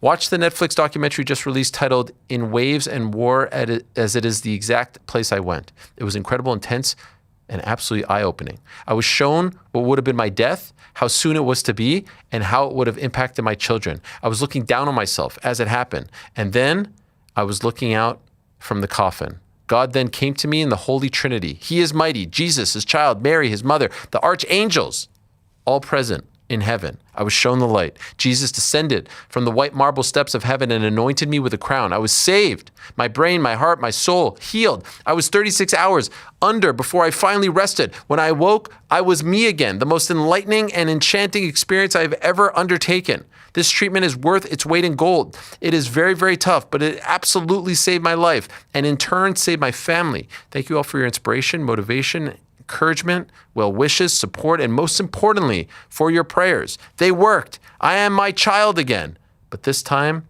with the knowledge of my adult. To my family, my friends, my fans, my support, my team, baby, we did it. The world is in for a treat. To God, I am yours. Thank you for bestowing upon me this incredible blessing that I take with great care and absolute seriousness. I live my life per your word, and nothing more. Thank you, thank you, thank you. Your great grandson, Conor McGregor. He's back. Pretty incredible. I had talked to someone close to Conor about this just last week, and they told me about the experience. They told me about the trip and all this stuff. And so in the end, we say what we said a couple of weeks ago, a couple of months ago. At this point, actions speak louder than words. This sounds great on paper, and if you're a fan, you like it, you're excited about it. But we have to get to the fight. We have to see how he looks. We have to see what kind of shape he's in. We have to see what kind of mental he's in, what kind of physical he's in, all that stuff and more. If you're a fan, yeah, you're excited about all this. John Kavanaugh's comments excite you. Even his face feels like it looks like he's healthier, and hopefully he's in a better mindset. But all this could change in a second. There have been too many incidents, and so let's see how it transpires, how it looks, how it evolves. But that is quite the return. In the end, it was a little over a month. I was expecting it to be a bit of a longer hiatus from social media, but here he is. He was even with the guy who I guess some people say eliminated Osama bin Laden at the Black Forge. You guys see that? I think he's in that documentary. You know the one? What's that called? I didn't see this. I just want to be clear when you said that. Yeah. He eliminated Osama bin Laden. He was with Conor McGregor at the Black Forge. Like, it sounded like you said he eliminated Osama bin Laden at the Black Forge. I just want to be clear, that didn't happen there. Imagine it comes to that happened past that Conor is the one who was there on the night. Conor was there. And Osama bin Laden was at the Black Forge. Yeah. That's what I thought you said. And John Cena broke the news. To be clear. You know that story? I do know that story, yeah. John Cena, we have eliminated Osama. What do you guys think? That's a nice message, right? Yeah. When you said trip, did you mean the one to Tijuana or the trip on the Ibogaine? Both. I think both. Yeah. I'm reading about it. It seems pretty intense. It's intense. Someone told us about it on the show. Who told us about it? I know Jake did ashwagandha or whatever it is. Ayahuasca? Ayahuasca. Who did? Ashwagandha is like what? A daily Wait, fighter. Jake who? Jake who? Jake Paul? Yeah. Cain Velasquez? Didn't Cain talk? It might have been, yeah. Somebody had mentioned it. You're right, but I'm not recalling who. I think it was Cain, yeah. Oh, Tyron Woodley's calling me right now. Right on time. I mean, sort of. Oh.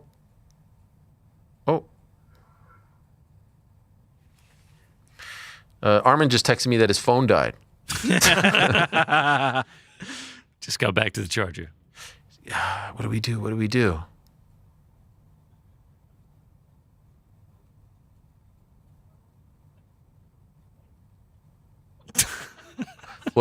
Can you guys help me out? I'm dead silent. I mean, what do you want to do, man? Do you want to do the last two questions with Arman if he's available? Well, is Tyron there? He's not. He was calling you. Yeah, he's calling you, man. He's not here. Does he need the Zoom link? I gave it to him already. Yeah. Wait, he's right here. How was your weekend, Frank? Yeah, it was actually really good. Where'd you go again? I went upstate. Hell yeah. Which part? It was called New Hamburg. Little hamlet there. What's a hamlet? Like a small township. You know, there was a nice art gallery I went to. Oh, dude, when you said that earlier, I thought you said Hamilton. Oh. And that you watched a live performance of Hamilton. Nope. That would be on Broadway. But, yeah. I was wondering why there was a Hamilton performance. I've been to, wait, you said New Hamburg? Yes, sir. I've been there. Oh, that's fun. What'd you do there? I don't remember. All right. Is it near Syracuse? No. Well, maybe. I don't know. What's it near? Like, what's the biggest city it's near? Looking it up. New Hamburg. Why'd you go there? This place looks bleak. Wow. Well, that's not how I would describe it. It was beautiful. It's right by Wappingers Falls. I went to this place called the Chapel of Sacred Mirrors. Those in the chat that know what I'm referring to, they know what's up. But it's really nice. It used to be in Manhattan. I had checked that out like 15 years ago, but it was requested from my son that we go check it out. So we jumped on the train and we went and checked it out, and it was a lot of fun. Day trip or you stay? Day trip. Although they have on the property that you could stay the night, we just decided to come back. Did you take the Green Line, the Hudson Line up there? I took the Hudson Line. Nice. Yeah, man. Yeah, so how about that Tyron Woodley, eh? So did he, what am I supposed to do? I don't know. I already gave him the thing. Does he need? What about Arman? What is Arman saying? I'm texting Arman too. There's a lot happening here. Yeah. He said my phone died. I was like, yeah, figured. And then I said, can we call you for 2 minutes? He just didn't say anything back. What? He just didn't say anything What back. did he say back to you? Phone died again. Maybe. Well, it says he's online. You know WhatsApp? Yeah, shout out to WhatsApp. I like WhatsApp. Yeah, man. Rick, small little outfit. app. Yeah. Rick, I just sent you his number. All right. Arman or Tyron? Arman. Well, you have Tyrons. Yeah. From like 2011. We've been talking to him. The realist. For those just tuning in, we are efforting to get another interview on the way. Nah, you know what? This is the show. This is what people like. They like it. I just literally, if someone turned it on right now, they'd be like, "Wait, did I?" Do want to remind you, 20% off ArielHelwani.com. We've got a special Black Friday sale, but we love you so much, we are giving it to you early. ArielHelwani.com. There it is. How about that Action Bronson collab? It's my favorite one. I think so. I wear it at least weekly. You actually have it? Yes, sir. That one and the last one that was on there, the Lucha Helwani. Oh, yeah. Which one do you have, GC? The Action Bronson one. Never seen you wear it. What am I going to do? Wear it to the studio? I think it would be a nice show of solidarity. I'm wearing my Jake Paul I don't know if shirt I've right ever now. seen you wear it. Yeah, have you worn it? I wear it all the time. When you start wearing it, I'll wear mine. Fair enough. How about Wednesdays is now Ariel Helwani merch day? We need to get some hoodies. Yeah, hoodies. Say less. It's hoodie SZN. Can we just get some black hoodies with the Uncrowned logo embroidered on the chest? Jesus. Small. Oh, yeah. Wow, man, you're cooking right now. Wait. Left side, right side? Left side chest, small, embroidered. Got to be embroidered.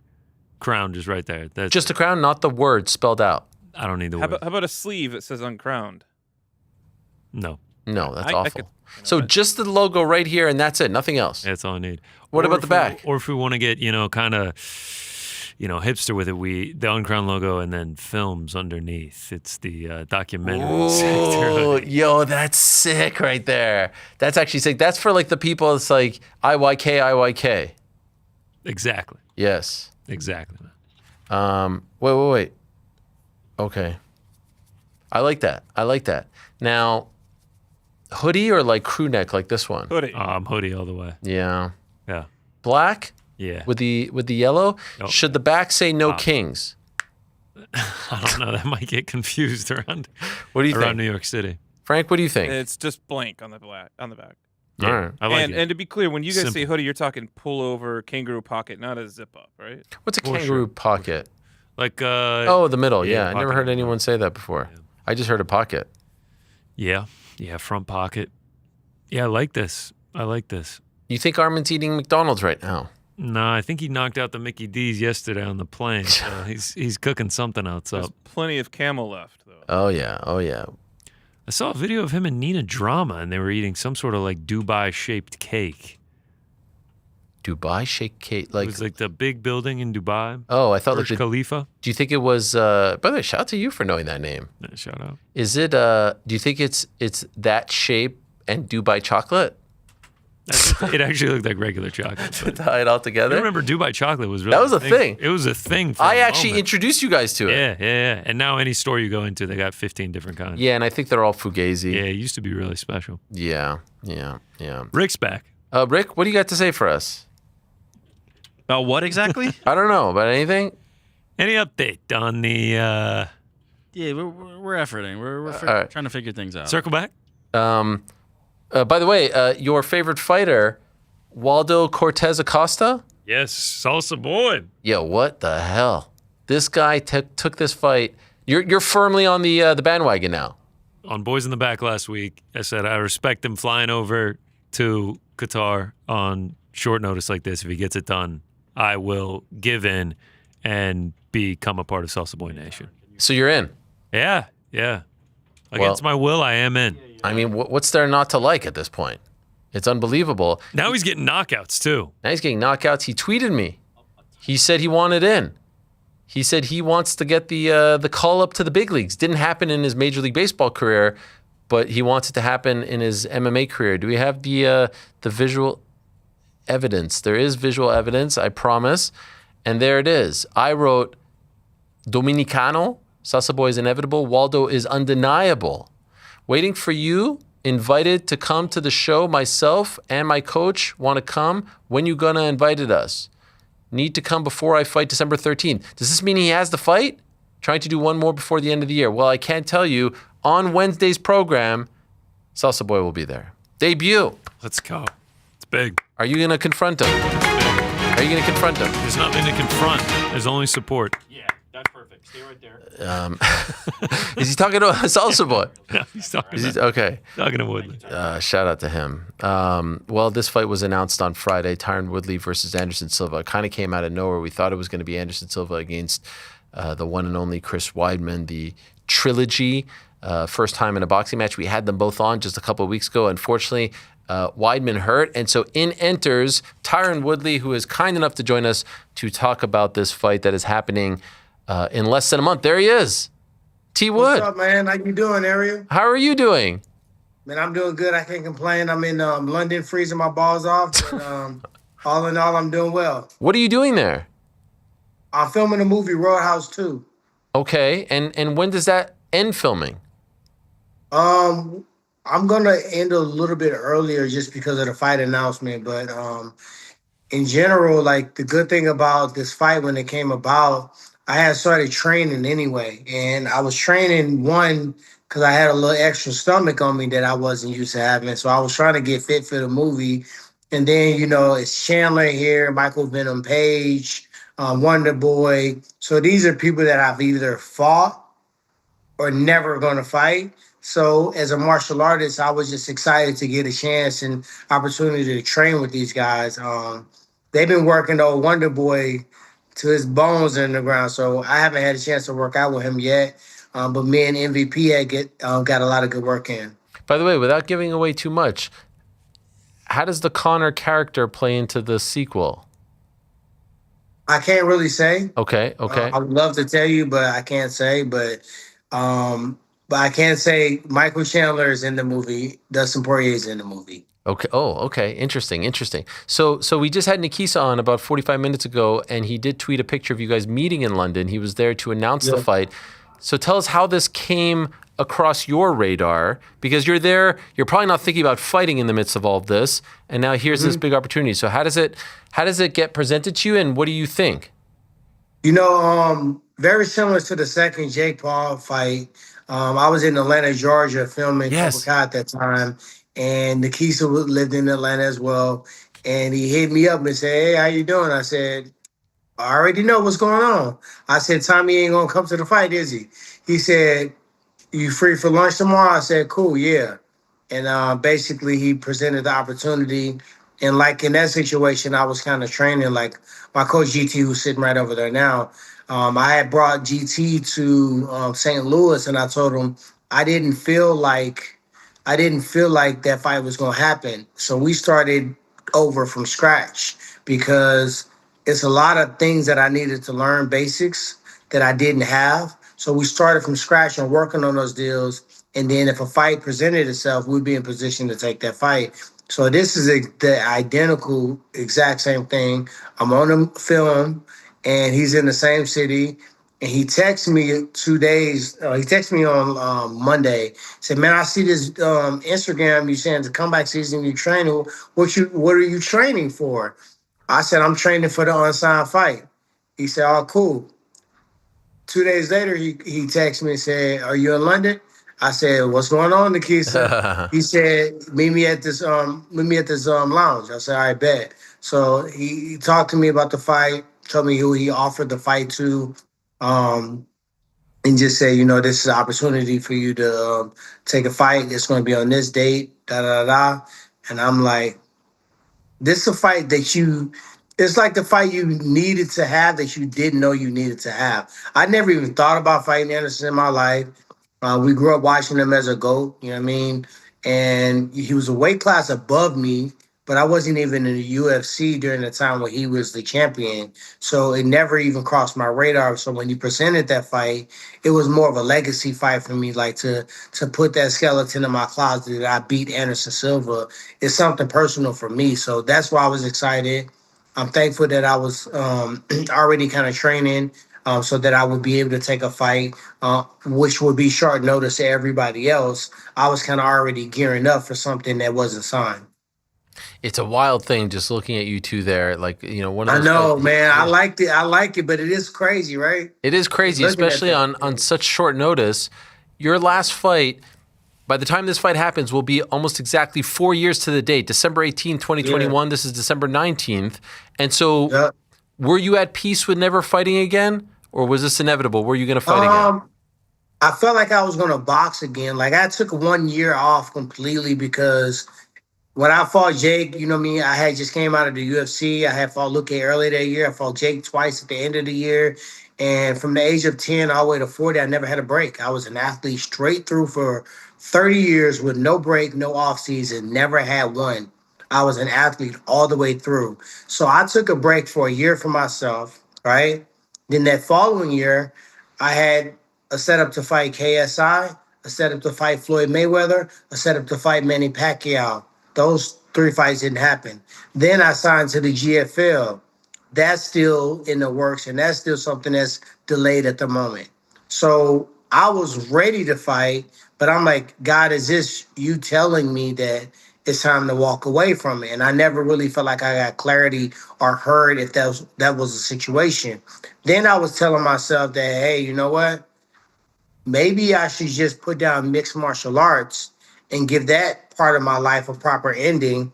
But I still want to box. I love boxing. I want to do that first. And you know what I mean?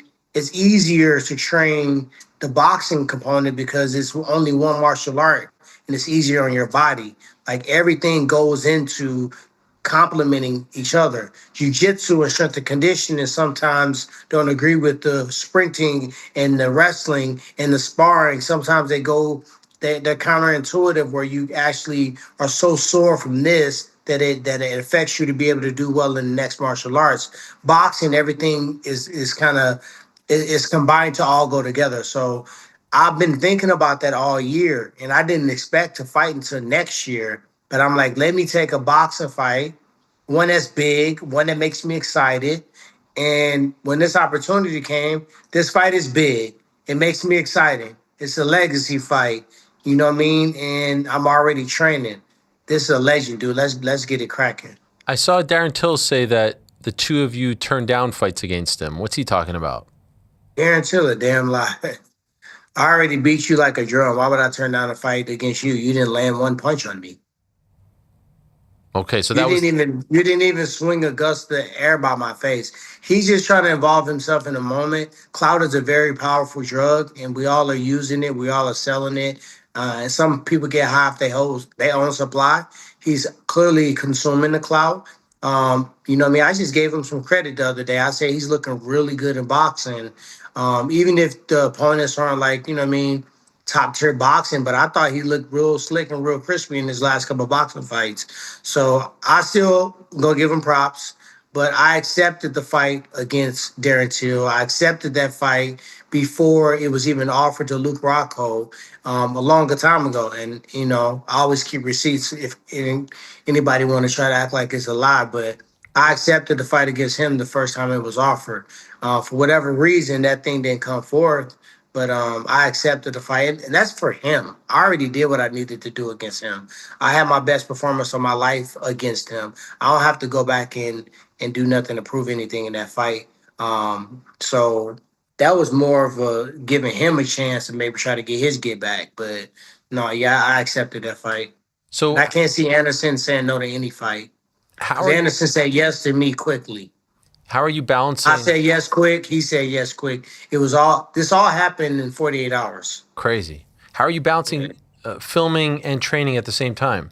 But the good thing about it is, you know, my coach GT, the last time I fought, we was training at weird hours anyway, because when I was on Cobra Kai, sometimes we was training 3 or 4 in the morning. And just, from his time when he was training Floyd Mayweather, Floyd liked to train at weird hours. So it's just getting your body used to it. The time that I'm going to need to train here, if you do the math on me fighting, I think I think it's Anthony and Jake, the main event, and then Alicia and her opponent, the co-main event. And then I think me and Anderson are fighting before then. If you do the math on that fight, we're going to be fighting at 11 p.m., which means if you are fighting on that time zone that I'm in, which is 5 hours back, I need to be training at 3 or 4 o'clock in the morning anyway. So I'm going to get my work in. I got a great situation. Shout out to London Shoe Fighters. Also, shout out to Michael Venom Page for opening up his gym, all his coaches. So they're going to allow me to access the gym at really weird, strange hours, like 4 or 5 in the morning. And your graphic guy is crazy because he with the shit. Yeah, right man. On the graphics real quick. And this was not premeditated. Nah. I did not know I was going to say that. Yeah, you got a solid team. By the way, I love the Strike Force gloves. You just happen to have those on you, or they had them there? Man, I bring it with me to motivate me, because that was an era that built me, to be honest, not the UFC. The UFC was the byproduct of all the hard work I put in through Strike Force. So I put those on purpose. When I did my sparring session yesterday with MVP, which he's a MVP, I said I would never want to fight you, brother. But I'm thankful I have him to help me get ready for this fight. I wore my Rufus Sports shirt yesterday, and I felt Duke's spirit come through me. And I was training, and it was just something I was pushing. It was a kid named Felix from the gym. He just won Saturday, but he had a fight. So I was helping him out with the stopping the guys from escaping from the takedowns when he take them down. They try to get away, and was doing this MMA circuit. So this is a circuit for somebody that's in their training camp to fight. So I was in the circuit with them, and I wasn't in the training camp to fight yet. So I said, you know what, let me just see where I'm at. So I pushed myself like I had a fight coming up. And when I got done, I just felt like this is how I felt. These are the numbers I was putting up on these cardio equipment when I was in World Championship training camp. And then I had on the Rufus shirt, and I just felt like a lot of emotion come over me. And I know that as a man, it's okay. It's okay to feel, those emotions, but I felt my coach's spirit. And I felt like, Tyron, you still got some fight left in you. So when Nakisa hit me up 24 hours later after I did that, I couldn't say no. It was nothing in my body that got nervous. It was nothing in my body that said, overthink this. It was like, let's get the money figured out, right? And let's get the everything, the logistics figured out. It was not yes or no to the fight. I say you can tell everybody else that either turn down the fight or ask for more time or ask for more money. You can tell them they can go and find another fight. This is my fight. And I'm very sorry about the tragic passing of Duke. We spoke to Anthony about it, and I know how close you were to him, and you've written some beautiful things about him. How, it's only been like a month or so since this happened. Yeah. How are you dealing with that? It hit me hard because I'm very thankful for one. A lot of guys, Duke's a fighter. So with fighting comes emotions. And, he's a fighter that trauma bonded. He trauma bonded with Anthony because Anthony had lost his father and Duke had lost his close loved one as well. So they bonded off trauma. And when you got somebody that was a world champion fighter and is coaching other world champion athletes, it's testosterone in there, you know what I mean? So people butt heads at times. I don't have one negative experience with Duke. I've never been in an argument with Duke. I never had a bad rapport with Duke. I never had a bad conversation with Duke. Not one time. So very few people in my life I have 100% positive experiences with this person. And I was in Milwaukee for my son's soccer game, and I said, let me stop by the gym, but I ran out of time. So I extended my trip. I stayed the extra day. I met with Duke. We sat in the lobby and talked for 5 hours. The next day, he said, come to the gym. I got some young fighters that, I want you to see. It'll be good if you come to the gym. So I extended the gym. So my stay even longer. And I went to the gym and I trained with these young MMA fighters. You know what I mean? I was tired as hell. I ain't gonna lie to you, but I held my own. I'm not letting nobody get over on me. But it was just so dope to see how much the sport has evolved and how he's just so far ahead of the curve. So that's my last experience with Duke. I was texting him about some business stuff. I said, hey, dude, hit me up when you get a chance. I got this business stuff that I want to run by you, right? An hour later, Anthony called me and said Duke passed away in his sleep. And I'm like, I just texted him. I just called. I was just like trying to get him on the line, and it hit me like a bag of rocks. I'm like, I ain't cried that hard in so long. And you don't realize what somebody means to you until, especially when he wasn't sick, he was young, you know what I mean? And it was just like, out of all people, that's the last person I would have ever thought that went to glory. But it's our job to keep his legacy alive. It's our job to make sure his daughter's okay and she's set up, right? It's our job to make sure that the Rufus Sport brand in general continue to have, you know what I mean, the legacy of greatness that he instilled into us. We built something special in that basement. I wasn't even a Rufus Sport fighter. I was an American Top Team fighter, still am. And he opened up his door to me. And in that basement, man, I remember it was Paul Felder, me, Anthony Pettis, Sergio, Ben Askren. We was tired. We was beat up, negative 14 degrees. And we found something and we dug in our spirit and we made ourselves do things that we knew we was too tired to do. And that moment of time was why I became a champion at. Wow. Beautifully said, truly. A few things that I wanted to ask you about, because it's been a while since we've last talked. Obviously, a lot has changed in the welterweight division. You were once a welterweight champion. What do you make of Islam and how he's looked at 170, and then all the jockeying of position at the top, including an old foe of yours, Kamaru Usman, who's still in the mix? I don't follow it as much as I should. I hate to say it. I was really supporting Bilal just because he was a teammate of mine at Roof Sport. And I feel like he's a definition of somebody that overachieved what they were supposed to do on paper, right? For his attributes and his natural abilities. You know what I mean? I feel like he overachieved that, and you always got to go for the underdog. But his work ethic, his discipline, and his belief in himself, he associated himself with people that helped elevate him as a MMA fighter. So I supported him. But these other guys, I really didn't know a lot about, to be honest. I think Makhachev is dominant. And the one thing I know about the Dagestanian culture is their flex is not cars, not women, not jewelry, not clothes, not money. It's discipline. And it's keeping that undefeated record. That's what's most important to them. So they have done that time and time again. And I feel like he's a product of that culture.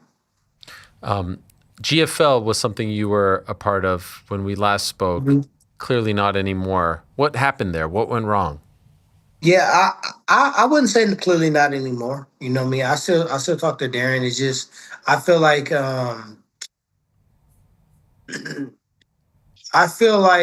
GFL came out the gates blazing, and I feel like it was very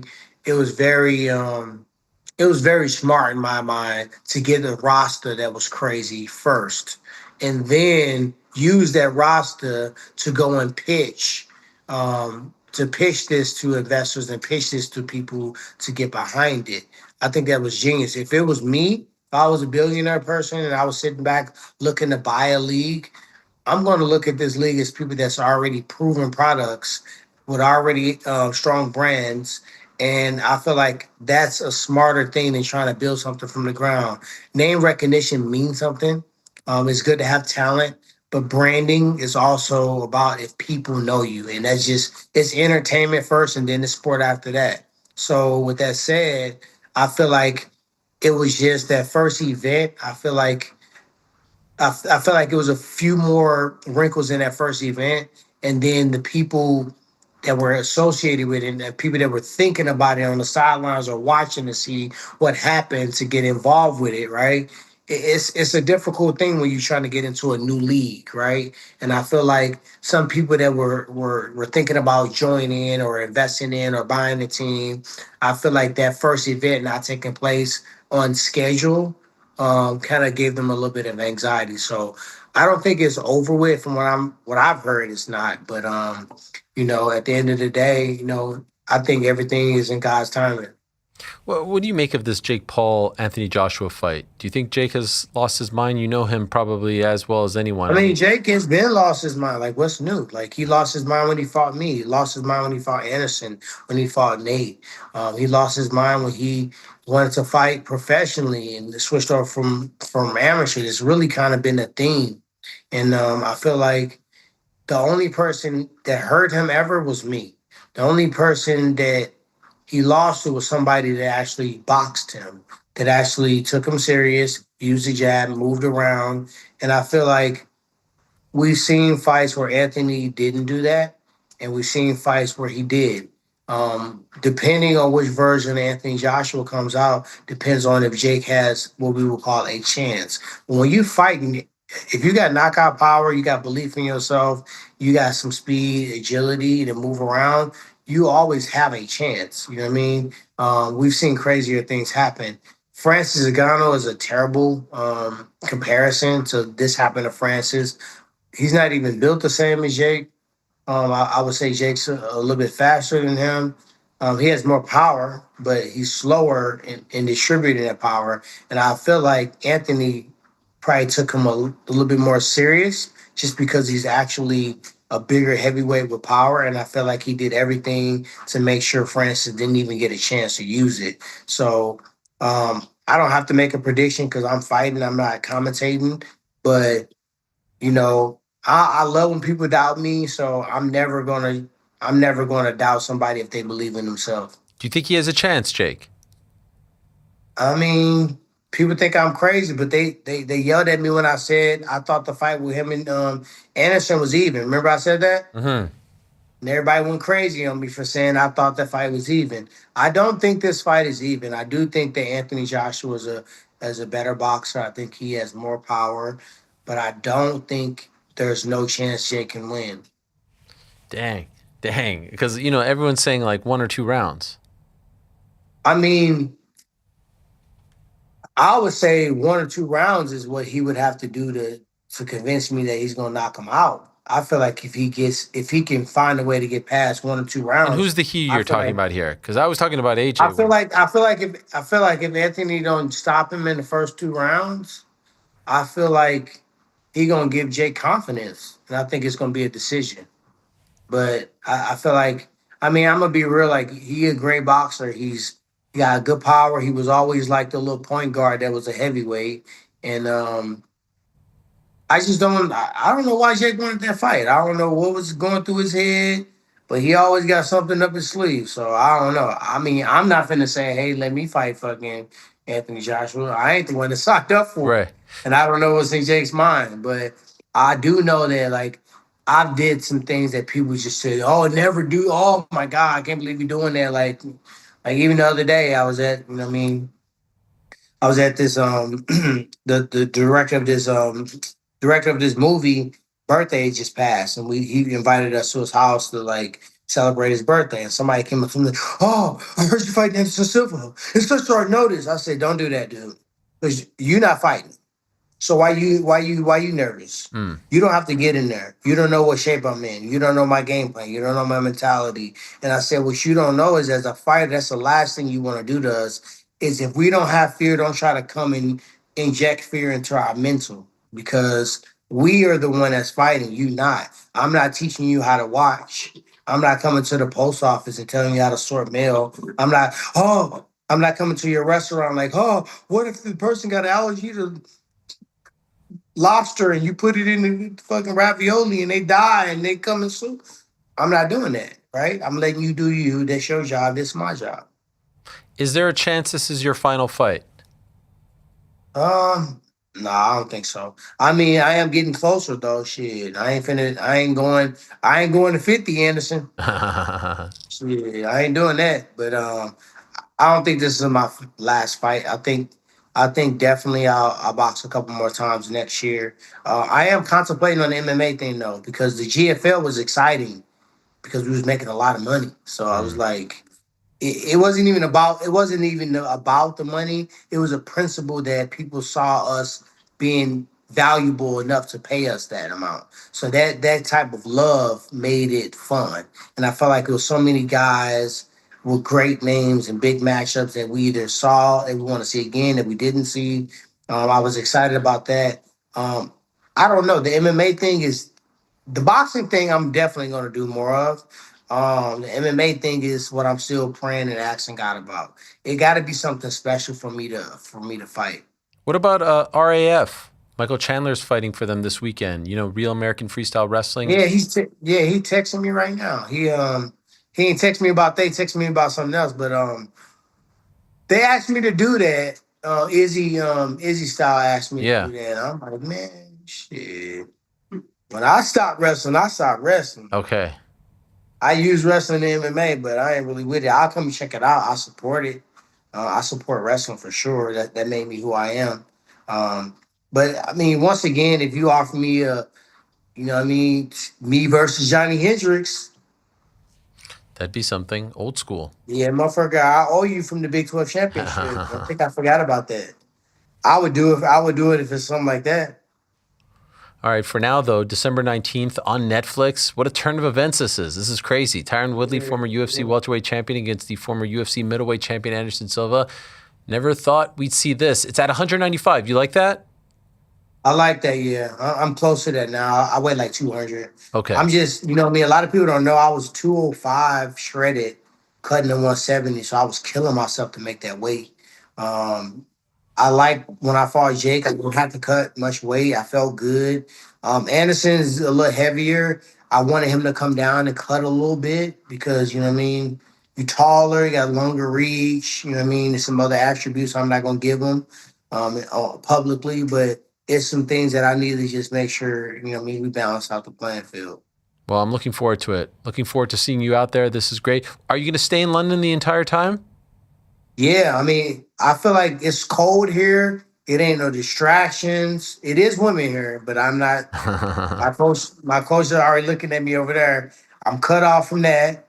I got a great situation. I got MVP. Got another training partner named Mumps that's a southpaw, same size, real smooth, real slick, great pad work. And I feel like what I need for this fight is reminding me of the Rufus Sport days that like -14. I know you've seen it before because you've been the East Coast. But until people can go and throw hot water in the air and it turn into dust, they don't understand that. I don't need to be comfortable like I was when I was training for Jake in Miami and all these little bikinis around and stuff. I need to be in this apartment, washer, dryer, TV, train, go film, go to sleep. We'll see you out there, Tyron. Thank you very much for doing this. Good luck. There. Much appreciated, my man. There he is, the great Tyron. When I beat Anderson Silva, don't be surprised. I won't. I'm not doubting you. Tyron Woodley returning December 19th. So some familiar faces, some familiar names for us in the world of MMA. And a nice little addition. Of course, very excited to be a part of it. Looking forward to it as well. A great way to end the year. We'll tell you about our end of the year plans. But for now, there is some more news to get to. On Thursday, my friends, we got an absolute shocker. It came through the news wire, and it was that the face of Glory Kickboxing, the most accomplished and decorated champion in the history of Glory Kickboxing, their longtime heavyweight champion, I believe 12 years he was their champion. You know the man, Rico Verhoeven, had all of a sudden decided to vacate the title and was leaving the organization. That was it. Here it is. He posts this. It's not a goodbye. It's an until we meet again.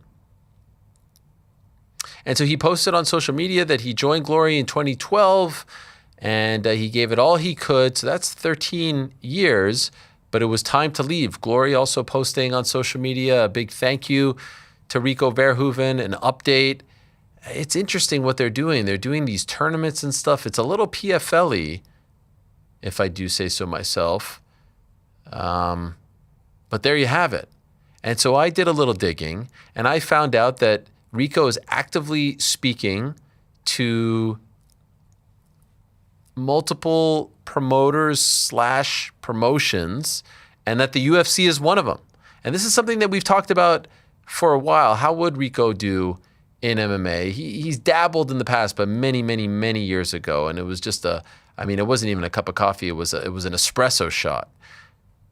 And then, of course, there's the idea that we floated last year, him versus Francis Ngannou. Remember that? That obviously wouldn't happen in the UFC, but I would love to see him fight in the UFC. I think it would be a shot in the arm. Obviously, he's friends with Tom Aspinall, training partners as well. It would be a while, not a while actually, but it would be a minute. But I mean, sign me up for Rico Verhoeven versus Alexander Volkov. Sign me up for Rico Verhoeven versus Sergey Pavlovich. Sign me up for Rico Verhoeven versus Waldo Cortez Acosta. Sign me up for Rico Verhoeven versus Derek Lewis.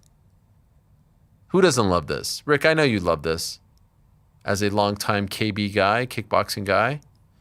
Also a big Rico fan. Like, the guy is absolutely one of the best kickboxers of all time, the best heavyweight of the generation, and just kind of like ran out of opponents. Like, there was a lack of heavyweight talent that could really challenge him. I would love to see him challenge himself against some of these guys. MMA, to me, is the most fascinating because I just think it leaves him the most vulnerable, and that's the part I kind of want to see, right? Like, he looks invincible in kickboxing. Now, that's not to say he's never been, like, rock, tested, any of those things, but he's actually shown the heart that I think some people questioned because he's so pretty, because he's so well put together. They thought he wasn't tough. It turns out he's actually extremely tough. I would like to see him tested in the MMA cage, but I would like to see him tested, period. Honestly, there's a lot of opportunities and options for him in boxing too. Like, I want to see Rico in boxing. Is fascinating. Heavyweight division is great right now. But it's just less fascinating for me because I think he will adapt better to boxing. I want to see him challenged. I want to see an actual challenge for Rico Verhoeven. And I think in the MMA cage is where we'd see that the most. Rico in glory, Rico in kickboxing has run its course. Yes. It's way more interesting to see him in MMA, UFC, way more interesting to see him in boxing. And so I'm curious, but PFL too? Francis anyway, Ngannou MMA, versus Rico is I mean, that's the one. That's the one. That's the one. That's the one that I talked about. I have not heard of much talk surrounding that. I definitely heard about the UFC, some other stuff as well. So let's see. But this one kind of came out of nowhere. And if they do book, him versus Rico or someone like that, I'm going to take, or him versus Francis, I'm going to take full credit for it. Because we're really the ones that kind of started that whole thing. For sure. Just for we did it. Yeah, I think so. Giorgio Petrosian announces retirement. You're more of the kickboxing expert. Significant? Yeah, Legend? very significant. Another one of the best of all time. At the era that, we are past Giorgio Petrosian's better days. Like, this was the latter half of his career in a way that I think Rico is still very much more so in his prime, but one of the best of all time. Undoubtedly, like a guy who carried the flag for kickboxing for a very, very, very long time. So yes, this is extremely significant, and hats off to him for an incredible career. Speaking of legends, Yoel Romero said on social media that he was offered the fight against Anderson Silva, and I know some other names as well. Ultimately, they decided to go with Tyron Woodley. What do you guys think? Yoel versus Anderson, or Anderson versus Woodley?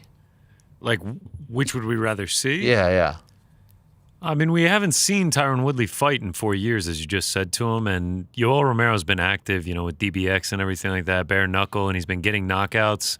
Plus, Yoel just has that character, that charisma, additional aura, value. like the kids say? Yeah, I'd say Yoel Romero has aura, as the kids say. I think it's just you say. I think it's just you say aura. I think I'd prefer Yoel Romero, but I'm still looking forward to this one. All right. I did want to also update that the PFL has been busy. Their first show, their last show of the year is actually on December 13th in Lyon. But you can tell that there's a bit of a change in the air with John Martin announcing all these fights, and they're stacking the deck. 2 title fights announced for their February 7th show in Dubai. That will be the first show of 2026, PFL Global, they're calling it. The main event is going to be Usman Nurmagomedov against Alfie Davis. Alfie Davis is actually going to join us on Wednesday's program, mainly to talk about that tattoo that his friend got with Don Davis involved as well. They are going to officially crown a 170 pound, that's right, 170 pound champion. They announced that as well. Kuramagomedov going up against Musayev. There it is. And those are the two most deserving guys. And they announced this morning that Dakota Ditcheva is going to be on this card, but not in a title fight. She is going to be going up against Denise Kielholtz, who's a former kickboxer as well. And from a style and in particular striking standpoint, like, it's a very intriguing matchup. Dakota obviously younger and has been on fire as of late. Undefeated. I did think initially that this was going to be a title fight, but it sounds like they're going to try to wait for Dakota to fight Liz Carmouche if she could get by Denise, and they don't want to have 3 title fights on the same card. And so while it seems like Dakota might be their most popular and maybe their most talented fighter on the roster, she is still going to be without a belt for the foreseeable future. That being said, it definitely seems like they are stacking the deck here. They're getting rid of the tournaments, as they said, and they're looking to put on the best fight cards possible, which I think is good news for fans. Speaking of the welterweight division and the former PFL/Bellator welterweight division, Yaroslav Amosov, guys, is coming over to the UFC. He announced this himself. Reports that he is potentially going to debut in December. So let's see, but that would be a very nice addition, a very interesting addition to the UFC welterweight division. I have seen some reports that Alex Pereira versus Carlos Ulberg is going to happen on the January 24th Paramount Plus card. I did check in with some people, and they told me that this was not true, and that the hope is still White House card against John Jones. That's the current hope, and there's been no discussion of a Carlos Ulberg fight. So I had reported earlier that what I mentioned on the show, that Kayla Harrison versus Amanda Nunes is being discussed. I don't know if that's the only title fight on the card, but I can tell you that Ilya versus Patty isn't being discussed, and that's why I've sort of changed my stance. This could all change by tonight. They could call up these guys and say, we want you to fight on the card, but that's as of Saturday night and yesterday when I was checking in post-show, I was checking in and that's what I came up with. Frankie, do we have any super chats? Before you get to the super chat. Oh, breaking news? Well, it actually looks like Yaroslav Amosov, his fight got announced. Oh, it did? Yeah. Oh, today. Wow. Against Neil Magny. Okay. December 13th. Hell yeah. At UFC Vegas 112. That's a pretty tough debut, right? I mean, I know he's not like a rookie, but they're throwing him right in there. Neil Magny's like the perfect litmus test, right? The perfect litmus test. It's a nice litmus test. Wouldn't have minded, if you just threw him on the pay-per-view the week before.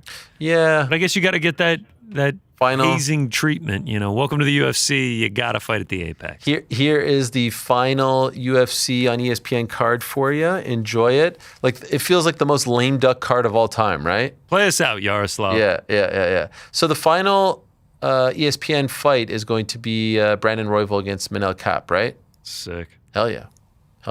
Big week for the flyweights, that 6th to the 13th. It started with the flyweights and it ends with the flyweights. That's right. Henry Cejudo versus TJ Dillashaw.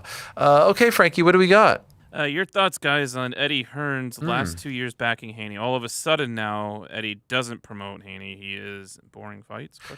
Okay, so we didn't talk a lot about the boxing today. We will, in fact, have Devin Haney on the program tomorrow, and Ben Whitaker, who's going to be making his Matchroom debut on Saturday, November 29th. I'm very excited about that. I'll tell you about the full lineup tomorrow. It's a banger. Devin Haney beat Brian Norman Jr., much to the chagrin of 1GC because he's from Georgia. He actually dropped him in the second round, and I thought, holy shit, if Devin Haney can stop Brian Norman Jr. after how good Norman looked in his last fight, wow, like he will shut everyone up. In the end, he did not stop him, but he won a very one-sided decision. Norman just didn't show up. Like I don't know if he got hurt. I don't know if he was dazed, rocked, whatever, but he threw very little. And afterwards, a lot of people blamed Haney. But to me, Haney's a great character in the sport right now because him and his dad, they do their own thing. They ruffle feathers. They talk the talk. And for the most part, they walk the walk. Yes, there was the Ryan Garcia fight. And, he gets that one back. I think everyone wants to see him get cracked. Everyone wants to see him lose. Everyone wants to see him get knocked out. And he's just not doing that. He doesn't get hit a lot. And people, are thinking he's not taking chances. But he's one of the bigger American-born fighters right now in terms of notoriety. So I thought it was a significant win. I thought it was a solid performance out of him. I thought Brian was the one that just didn't step up. The talk going into the fight was Brian has never fought anyone like Devin Haney. And that was true. And Haney has been fighting top dogs for the last 6 or so years. And Brian didn't meet the moment, it felt like. And Eddie was very critical of him. But when Eddie's promoting him, he's not going to be very critical. And when he's not promoting him and there's been back and forth and there's been a little bad blood, he's going to be critical. So I don't put much stock into it. Abdullah Mason, Sam Noakes was probably the best fight of the night. And Abdullah Mason, youngest champion in boxing right now, looked phenomenal. And again, Keyshawn Davis, Abdullah Mason, these guys, these are all top-ranked guys. Brian Norman, they should all be fighting on top-ranked cards. And they're not. It is very weird. It's very, very weird. David Benavidez won in the main event against Anthony Yarde. Absolutely demolished Yarde. It was never close. It was never going to be close. And then the moment the fight is over, I'm like, let's go. Dimitri Bivol, David Benavidez, 175, let's do it. And then he says he's got plans to fight Zurdo Ramirez on Cinco de Mayo weekend. What? So now he's moving up, which is great. I mean, that's a big time fight, but I wanted to see him versus Bivol. I wanted to see Zurdo versus Jayo Pitaya. I like the idea of him moving up. Shout out to him. That's a big jump and much respect. But we've all been talking about Jai versus Zurdo, and we've all been talking about if Benavidez can win this fight. He didn't get the Canelo fight. Let's see him get the Dimitri Bivol fight, the guy who beat Canelo. And then they announced that Zurdo potentially has another opponent in January, and if he gets by him, then he's going to fight. And why do we keep doing this in boxing? Why do we keep announcing fights and then say, oh, wait, there's one before that one? Who was it? It was Robin Saffer. Come on. What are we doing? On the zone, and then if they keep the fight, if he wins, then he's going to fight David Benavidez. It's very strange. Bam Rodriguez was another star. He looked phenomenal, and he continues to look phenomenal, and he continues to look like one of the best pound-for-pound fighters in the world. And if we can maybe one day get the Naoya Inoue fight, that would be tremendous. What else, Frankie? What else? I'm calling it right now. Gable UFC debut at the White House, 100%. Man. Gable just... He's a freak. The explosion when he fight. It's just something. He's got the look. He's got the accolades. Gold medalist, national champion, University of Minnesota, the Brock connection, the Jones connection. I just want to see 5 more squash matches just for fun. Let's get him on the Ryzen New Year's Eve card. Let's just have him go around the world. Fight a bunch of jobbers and then debut on the White House card. Sure, that makes sense. Olympic gold medalist. If Kayla wins, you'll have 2 Olympic gold medalists. And there haven't been a ton in UFC history, and you'll have 2 on the same card. And keep Henry Cejudo around, and you can have 3. How about that? What else, Frankie? What else?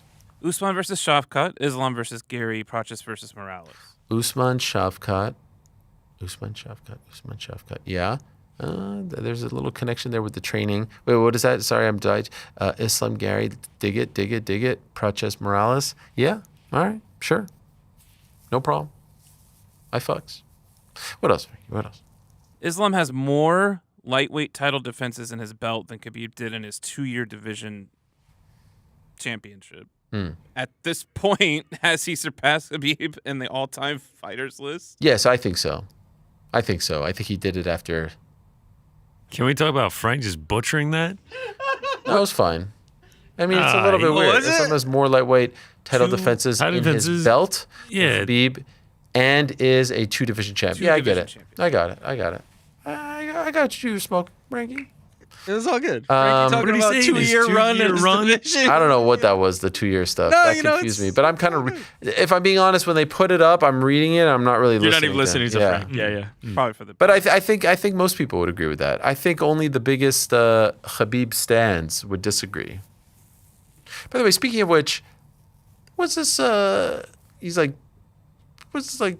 Tweeting like some like emojis and stuff. Telegram emojis. Yeah, what is that? The pop. Yeah. What is that? In Telegram. What do we got there? What is that? I don't know. I'm not on Telegram. What is that though? Like, is it just like you pay for the emoji? Like you can now use the hat in your. Yeah, I don't know if you're paying for the emoji or if it's like a non-fungible token, as they say, as the kids say, an NFT. What is? Oh, you think that's it? I don't know what it is. Who's paying for that? Is it a collectible? Is it a digital collectible? Which is there money an involved? NFT? Or we don't know. Oh yeah, you're definitely paying for something for sure. Is it like the camel eating the banana that Darren Till was hawking a few years ago? No, I don't. I don't know. I don't know. I don't have Telegram. Is it like blochasset? If you're just paying for emojis, then it's just like he's just giving up his likeness for you to use the hat as an emoji. Can I shoot for a second? Can I shoot? Sure, man. Go, dude. Go ahead and rip it.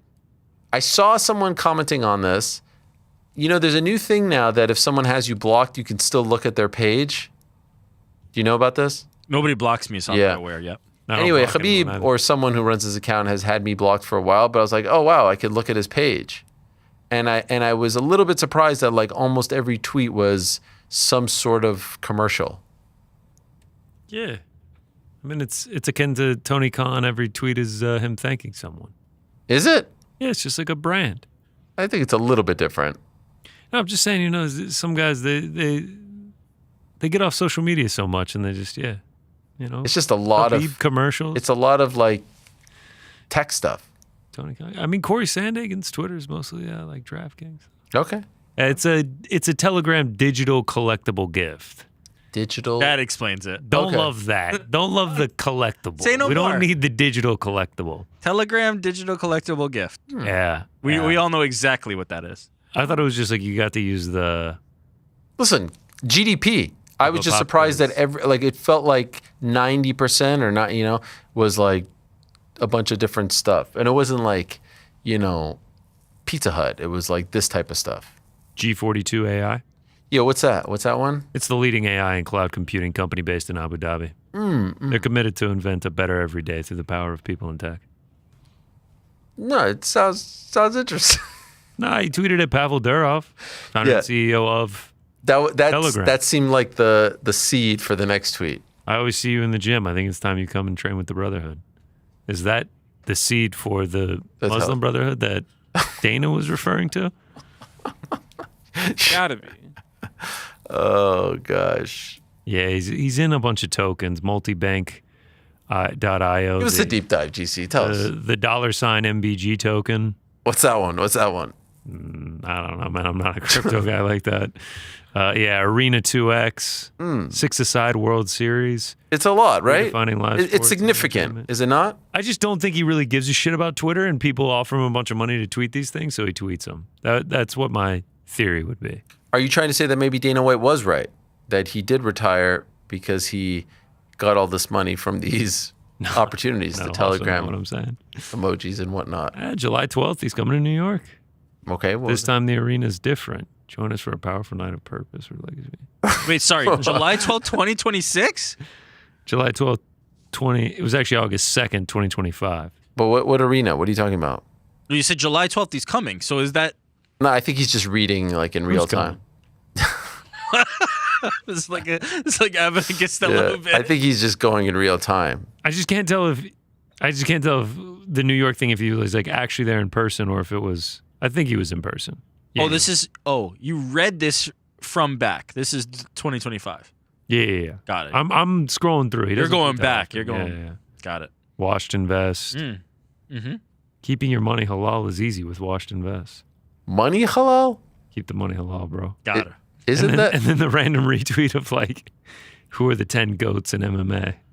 And he's in the picture. Are any of those I haven't seen it in a while, but are any of those sponsors for Eagle FC or? I don't know what happened to Eagle FC, man. I'm serious, man. I go through some of these fighters' old topologies, and I'm like, damn, remember Eagle FC? There was a dude on this weekend's card that was an Eagle FC alumnus. Yeah, Waldo, no? No. Not Waldo. Crazy name, difficult name to pronounce. I got it right here. Where is he at? Sagid Izgakamayev. Nah, yeah. He fought at Eagle FC twice. 2021. Really? Yeah, won by rear naked choke both times. Shout out. All right. Shout out to Eagle FC, man. What else, Frankie? What else? Ariel, you need to stop labeling this as Ireland versus Takistani. Oh, Jesus. Ian reps Brazil more than Ireland. He literally changed his last name to Brazilian last name. Actually, he didn't. His middle name is a Brazilian last name, and it's his wife's name. By the way, for the record, I have never called this Ireland versus Dagestan. I'm just saying, I bet you this is good. Just to be clear, I have said, I bet you this is going to be used as part of the promotion. I don't care about Ireland versus Dagestan. It means nothing. I'm just saying these two guys have a history, and now these two other guys have a history. Like, trust me, don't get me wrong. Like, there's no part of me that's like, oh, I can't wait for the conclusion of the famous Ireland versus Dagestan war. But I'll tell you what, if you draw upon Conor and Khabib, and without a doubt, the most bitter rivalry in the history of the sport, now you're talking box office. You know this. Everyone stop pretending like you don't know this. You know this to be true. Anyways, well, what else, Frankie? What else? Shout out to the Bronx Zoo camels. Yeah, shout out. I've been to the Bronx Zoo. I like it there. It's a good time.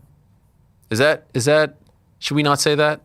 I mean, they're just saying hi to the camels. What, you don't like the Bronx Zoo? No, sometimes people say like, oh, zoos are mean and stuff. Oh, All right, thank you, Frank. Yeah. Now it's on you. Oh, what else, Frankie? What else? Lastly, question for New York Rick. Chances that the Jake Paul camp picks up an injury in the coming weeks and the Joshua fight is canceled and never rebooked. Why do you ask New York Rick? We'll have to ask Duncan 9661 for a response. Tell us, Duncan. Not happening. What's not happening? That scenario that he's laid out. I Jake agree. Paul will be fighting Anthony Joshua in December, 100%. I agree. I mean, I don't think that there's like any sort of like thing that they're going to pull up. Of course, something can happen, but what would be the point of promoting it just to do that? It doesn't make any sense. If anything, you want the public to start then you start losing people's confidence, trust.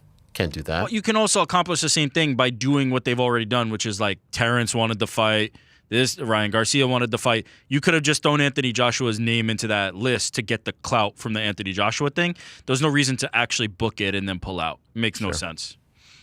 Thank you to everyone who sent in super chats. I just wanted to bring up one last tweet and then we'll call it a day. And this was from our old friend Kenny Florian. You know, Dana White was on a program that is hosted by Shannon Sharp. Or is it Sterling Sharp? One of the Sharp brothers. I have to be Shannon. No, Sharp. I'm kidding. I just wanted to make sure you guys were paying attention. Anyway, he talked about, actually, it was a tweet from our good friend Andrew Feldman, who's prolific on Twitter. Well, let me read Andrew's tweet first. Sorry. Dana White says being a UFC fighter isn't a job or a career, but an opportunity to get famous and, quote, make as much money as you possibly could make. He has said this for a very long time, essentially admitting the real money isn't coming in the octagon. The UFC gives you a platform and you're expected to use fame to make the money elsewhere. And Dana has already talked about how rare that actually is when speaking about Conor McGregor. Everybody else has to make all their money in fighting, he said. Nobody has done it outside of the octagon or ring at the level of Conor McGregor. So the message is simple. This is what Andrew writes. Use the UFC to get famous because fighting won't make you rich. Be like Conor, the one who got bigger than the brand, which the UFC has been cautious in never letting happen again. Sounds like quite the opportunity.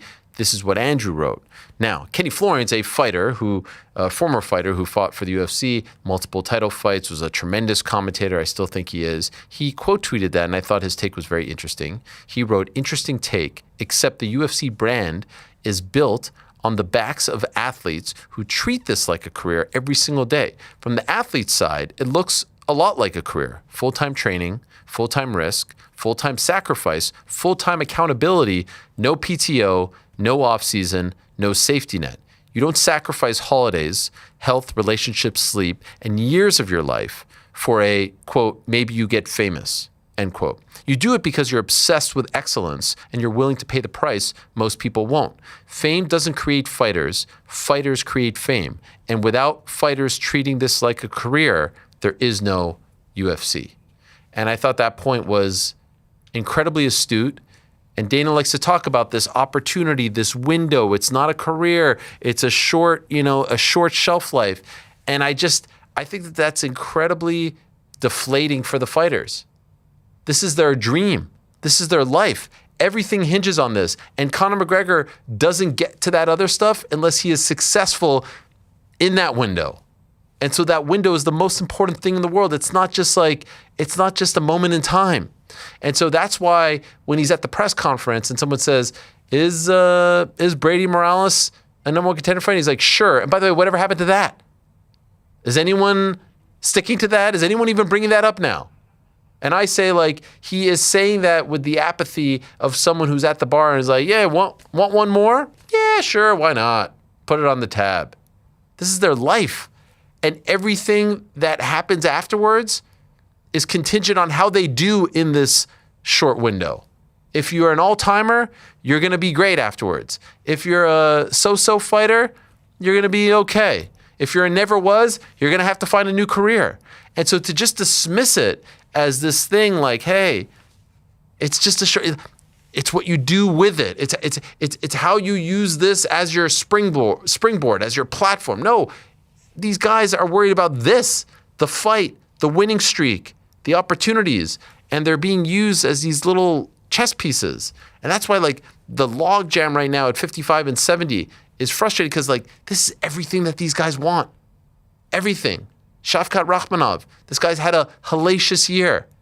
He's dying for that title shot. Ian Garry, clearly dying for that title shot. Carlos Prates could change his life. Michael Morales could change his family's life. Arman Tsarukyan, dying for that title shot. They all want to be the guy. They all want to be who Conor has become. And like this idea that it's just, it's just this small, it's not. This will be the most important 5 to 10 year period of their lives. This is it.